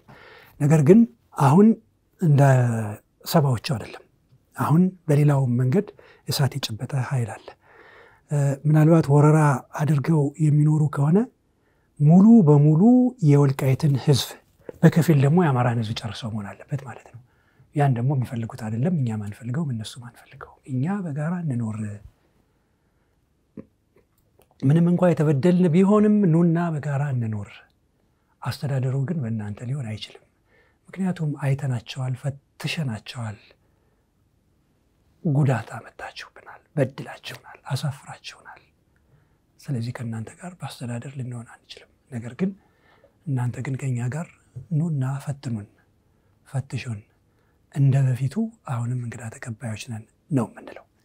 ነገር ግን መተን ወረራ አድርገን እንጨርሳለን ካሉ ግን ሊሆን የሚችል ነገር አይደለም። መሞከራቸው ግን አይቀርም። ያደርጋሉ ብለን መረጃው ነው አለ አዎ መረጃው አለ ያው የተከዘዘ እኮ የሚዘጋጀው ለዚህ ነው በነገራችን ከዛም በኩል ዝግጅት ስላለ ነው እዛ በኩል ዝግጅት አለ ያ ዝግጅት ባይኖር ኖሮ ለምንድነው የወልቃይትን መሬት የሚመስል ፈርታይል ላንድ ያለ በእያንዳንዱ ኪሎ ሜትር ትልልቅ ወንዞች የሚፈሱበት ቦታ ደኑ ጫካው እጣን የሚታፈስበት ወርቅ የሚታፈስበት ቦታ ያ ሁሉ ወጣት ወደ ማምረት መሄድ ሲገባው እንዲታጠቅ የተደረገው ለምንድነው ወረራ ሊኖር እንደሚችል ግምት ውስጥ ስላለ ነው ከነሱ እኮ ሰዎች አሉ የኛ ሰዎች በነገራችን ላይ አብራቸው የሚሰሩ የኛ ሰዎች አሉ እኮ እነሱ ጋር ያንዳንዷን ነገር በተደረገች ቁጥር ያንዳንዷን ነገር መረጃ የሚያሸልኩ የሚያመጡልን አሉ ከኛ ያለውን ወደ እነሱ የሚወስድ እንደሚሰሙት ሁሉ ከነሱም ደግሞ የኛ ሰዎች አሉና ያንዳንዷን መረጃ እናቃለን ያንዳንዷን ነገር ግን አሁን የትግራይ ወጣት የትግራይ ህዝብ ይሄን ለማድረግ የተዘጋጀ ነው ወይ ስትል አይደለም የኔ ዘመዶች የተዘጋጁ አይደሉም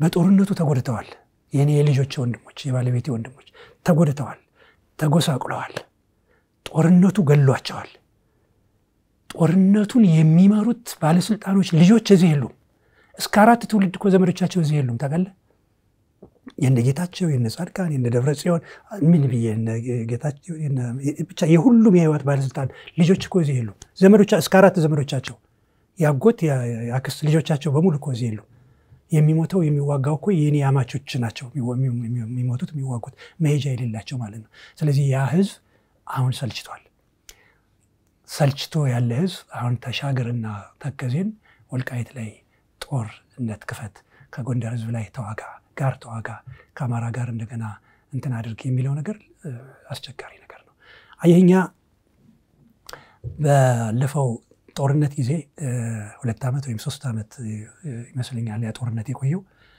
ትግራይ ውስጥ የቆየው ያ ጦርነት 8 ወር ብቻ ነው 8 ወር ብቻ ትልቁን ወይም ደግሞ ረጅሙ ጊዜ ጦርነቱ የተካሄደው አማራ ክልል ነው ረጅሙ ጊዜ የተካሄደው ሰሜን ጎንደር ዳባት አካባቢ መተው እኮ ጭና ላይ ጨፍጨፍ አድርገዋል ጭና አስበዋል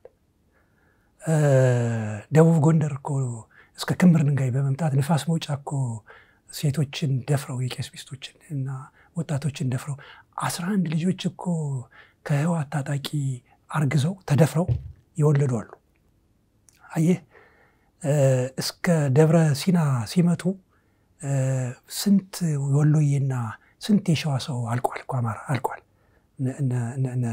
እነ ሸቴ ሞገስ እኮ ያለው እዛ ቦታ ላይ አየህ ያን አንጫወትበትም እኛ አናጎላውም ዝም ነው ምንል የትግራይ ፖለቲከኞች ግን ይሄን ያጎሉታል ማይካድራ እንኳን ተጨፍጭፈን ከሄደ በኋላ የተጨፈጨፉት ትግሬዎች ናቸው ማለት ጀመሩ ቀደም እንዳልኩ በ30 ምናምን አመት ውስጥ ትግራይ ውስጥ ሲኖሩ የገደሉትን አውጥተን እንኳን ወደ እምነት ተቋማት ስንቀብር እና የጎንደር ዩኒቨርሲቲ ደግሞ ጥናት ሲያደርግ ኬሚካል ነው የቀቡት ብለው በሬሳችን ባጽማችን ነው የተሳለቁበት ይሄን ነገር እኛ እናነሳም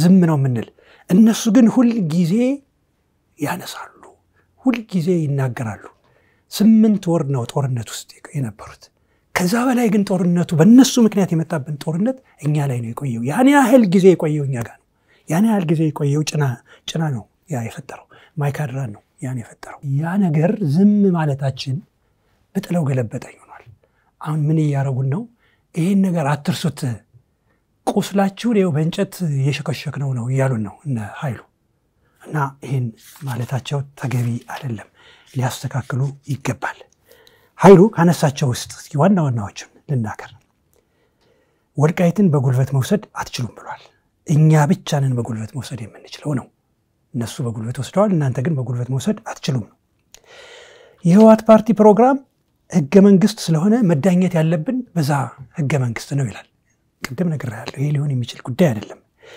የወልቃይት ዘብ የሚባለው ሰፋሪ ነው ይፈርሳል ብሏል የወልቃይት ዘብ ማለት ወልቃይት ነው ሰፋሪን ነው የሚባል አይደለም ነገር ግን ያለ አግባብ የሚመጣን ታጣቂ ሰፋሪን ግን የሚያባረር ነው የትም ሊሄድ የሚችል ነገር አይደለም ትግራይን ለመገንጠል ወልቃይትን መያዝ አለብን ይሄንን በፕሮግራማችን አስገብተናል የሚለው ኃይሉ ትግራይን ልንገነጠል ነው ስለሆነም ወልቃይትን አስገብተን ነው የምንገነጠል እኛ ደግሞ መገንጠል አንፈልግም ኢትዮጵያዊ ነን ትግራይን ለሚገነጥሉ ከሆነ አሁን የኔ ልጆች ትግራይ እንዲገነጠል አይፈልጉም። የኔ ባለቤት ትግራይ እንድትገነጠል አትፈልግም። የኔ ባለቤት ዘመዶች ትግራይ እንድትገነጠል አይፈልጉም። የትግራይ ፖለቲከኞች ግን ትግራይን ሳልሳዊ ወያኔ ትግራይን መገንጠል እንፈልጋለን ብለዋል። እሺ እኔ አማች ነኝ፣ ወደ ኋላ ልውጣ፣ የልጆችም ወደ እኔ ሀገር ይሁኑ። ወልቃይትን ግን ይዘው ትግራይን መገንጠል አይችሉም። ሌላው የአማራ ክልል አሁን የያዛቸው ስሞች በትግረኛ ነው ብለዋል። እንዴ ከአድዋ እኮ 100 ኪሎ ሜትር ርቀት ላይ የምትገኝ ናት አስመራ። አካለ ጎዛይ፣ ሰራይ ትግርኛ እኮ ነው የሚናገሩ። በቋንቋ ከሆነ እነሱን ለምን ትግራይ ያደርጓቸው እና አብረው ለምን አይኖሩ? ከነሱ ጋር እኮ መኖር ይችላሉ ትግሬ ሆነው። እኛ ትግርኛ እንናገራለን፣ ግን ትግርኛችን ያን ያህል አይደለም። እሱም ለገበያ የሚያገለግለን ነው። ደግሞ ትግርኛ መናገርስ እንዴት ነው ትግሬ የሚያደርገን? አቶ ኃይሉ እኮ አማርኛ ይናገራል፣ አማራ ሊሆን አይችልም። በርካታ ትግሬዎች አማርኛ ይናገራሉ፣ አማራ ሊሆን አይችልም። ትግሬ ሆነው አማርኛ መናገር ይችላሉ። አማራ ሆነው ደግሞ የወልቃይት ሰው ትግርኛ ይናገራል። አረብኛ በመናገሩ ሱዳን ወይም አረብ ሊሆን እንደማይችል እንደመሆኑ መጠን ማለት ነው። ሌላው አሁንም እንደ ሳመሪ እንዲታይልኝ በህገ መንግስቱ ነው አማራ የተፈጠረው ነው። ህገ መንግስቱ አማራን በመፍጠሩ ነው በየቦታው እየተሰደድን ያለ ነው። ያ ህገ መንግስት እኛን አይመለከተንም፣ አይወክለንም። ህገ መንግስቱ እንዲፈርስ ፈልጋለሁ ብሏል። አሁን እኛም እንዲፈርስ እንፈልጋለን። እሱ እንዲፈርስ የሚፈልግበት ምክንያት ሊኖረው ይችላል። እኛ ህገ መንግስቱ እንዲቀየር የምንፈልግበት ምክንያት ወልቃይትን ወደ ትግራይ ስላደረገ፣ ሌሎች የአማራ ቦታዎችን ወደ ሌላ ቦታ ስላደረገ፣ አማራ በሁሉም የኢትዮጵያ ክፍል እንደ ልቡ ሰርቶ ጥሮ ግሮ እንዳይበላ ያደረገ ህገ መንግስት ስለሆነ፣ ከዛ ህገ መንግስት ከወያኔ ፕሮግራም ህገ መንግስቱ መጻፉ፣ ከህገ መንግስቱ የቡርቃ ዝምታ መጻፉ፣ ከቡርቃ ዝምታ የአኖሌ ሐውልት መሰራቱ፣ የአኖሌ ሐውልት መሰራት ደግሞ በኦሮሚያ የሚኖር አማራ እንዲሳደድ፣ እንዲጨፈጨፍ፣ እንዲገደል ስላደረገ ይሄ ህገ መንግስት እንዲቀየር እንፈልጋለን። እሱ ብቻ አይደለም የሚፈልገው፣ እኛም ነው የምንፈልገው። በነገራችን ላይ ክልሉን አማራ የሚሉት እነሱ እንጂ እኛ አይደለንም። እኛ አማራ የምንለው ሌላ ነው። እነሱ አማራ የሚሉት ይሄን የሰጠናችሁ እቺ የእናንተ ናት፣ በዚህ ኦነግ እቺ ናት አለን፣ በዛ ህዋት እቺ ናት አለን። በቃ ስለዚህ አሁን ብዙ ነገሮች ተነስተዋል። እኔ አሁን ወደ መፍትሄው ነው የምንሄደው። ምን ይሆን ዘዋይ ፎርዋርድ? እንደተገዳደልን እንደተፎካከርን እንቀጥል ወይስ የምንስማማበት መንገድ ነው መኖር ያለበት የሚለውን ጥያቄ ለነሱ መጠየቅ ፈልጋለሁ። እኔ ግን ምላሽ አለኝ። የኔ ምላሽ ትግራይም አብረን መኖር እንችላለን፣ ወልቃይትም አብረን መኖር እንችላለን። በጋራ የሚያኖረን ሁኔታ አለ። ተጋብተናል፣ ተዋልደናል፣ ተመሳሳይ ቋንቋ ነው የምንናገር፣ ባህላችን ተመሳሳይ ነው፣ ሁሉም ነገራችን አንድ ነው። ነገር ግን ድርጅቶች ያጠፋሉ። ህወሓት አጥፍቷል። ህወሓት ብቻ ሳይሆን ደግሞ ከሱ በኋላ እንኳ የመጣው ሳልሳዊ ወያኔ እሱን ተከትሎ ሌላ ጥፋት እያጠፋ ነው። በእነዚህ በሚዲያዎች በምንቀርብበት ጊዜ ህዝብን የሚያቀራርብ አንድ የሚያደርገን የሚያመሳስለን የሚያግባባን ላይ ትኩረት አድርገን እንስራ። በጋራ እንረስ፣ በጋራ እንደግ። መፎካከር የትም ሊያደርሰን የማይችል መሆኑን እንወቅ። ለትግራይ አክቲቪስቶች ጥሪ ማድረግ ፈልጋለሁ። አሁን በጥሩ ሁኔታ ነው ያሉት፣ በዛው ይቀጥሉበት። ትግራይ ፖለቲከኞች ግን ከህወሓት መስመር ውጡ። በአማራና በትግራይ መካከል ያለ ግንኙነት አሁን የተፈጠረ ግንኙነት አይደለም፣ የቆየ ግንኙነት ነው፣ የዳበረ ግንኙነት ነው ያለው። ከአክሱም ስልጣኔ ጀምሮ የአክሱም ስልጣኔ፣ የአክሱም ግንባታ፣ የአክሱም አጠቃላይ ሁኔታ፣ የጎንደር አብያተ መንግስት ግንባታ በትግራይና በአማራ የተሰራ ነው። የሁለቱ ህዝብ አንድ የሆነበት ሁኔታ ነው ያለው። ምናልባት ይኖር ከነበረ አንዳንድ ችግር እኔ ነኝ መምራት ያለብኝ ከሚል የሚነሳ እንጂ በህዝብ መካከል አማራ እንዲህ ነው ትግሬ እንዲህ ነው የሚባል ነገር ተነስቶ አያውቅም ነበር። ይሄ የተነሳው ከሰባዎች በኋላ ነው። ይሄም በህወሓት ነው፣ በትህነግ ነው። ይሄ ደግሞ መታረም መቻል አለበት። የትህነግ ሰዎችም እድሜያቸው ገፍተዋል። እኔ አሁን 62 ዓመት አልፎኛል። በቀደም የመጋቢት 12 62 ዓመት አለፈኝ። የትግነግ ሰዎች ደግሞ ከ70 ዓመት በላይ የሆናቸው ናቸው። እነዚህ ከ70 ዓመት በላይ የሆናቸው ጉድጓዳቸው የተማሰ ልጣቸው መገነዣ የታረሰ የራሰ ሰዎች አትሊስት ወጣቱን አዳጊውን ከአማራ ጋር ከሌላው ኢትዮጵያ ሕዝብ ጋር አንድ ሊያደርግ የሚችለውን መንገድ ነው መፈለግ ያለባቸው። ማስተማር ያለባቸውም እሱን ነው። እነሱ በነበሩበት ጉልበትና አቅም ላይ አሁን የትግራይን ወጣት ቢያደርጉት በሌላ መንገድ ያለው ደግሞ አቅሙ የጨመረ ስለሆነ ፍጅት ነው ሊሆን የሚችለው። ከፍጅት አውጡን፣ ጦርነትን አትስበቁ፣ አንዱንን የምንኖርበትን መንገድ እንፈልግ ነው። ሁለተኛ የፌዴራል መንግስት እስካሁን ድረስ በጀት አልመደበልንም። በጀት እንዲመድብልን በዚህ አጋጣሚ እንጠይቃለን። ያለውን የፖለቲካ ችግር እንዲፈታልን እንፈልጋለን። የፖለቲካ ችግሩ ወልቃይት በፖለቲካ ነው የሄደው፣ በጉልበት ነው የሄደው። አሁን መጥቷል። ይሄን ነገር የፖለቲካ ውሳኔ እንዲሰጥልን በዚህ አጋጣሚ ጥሪ ማድረግ እፈልጋለሁ። የአካባቢው የወልቃይት አስተዳደር የምታስተዳድሩት ወገናችሁን ነው፣ የምታስተዳድሩት ህዝባችሁን ነው። ህዝባችሁን በቀናነት አስተዳድሩ። መሬቱን በአግባቡ በቀንነት አልሙ። መንገዶች፣ ትምህርት ቤቶች፣ ጤና ጣቢያዎች እና የፈራረሱ ነገሮች በሙሉ እንዲጠገኑ ለውጭም አገር ውስጥም ላሉ ልጆች ጥሪ አቅርቡ። በምንችለው መንገድ እናግዛለን።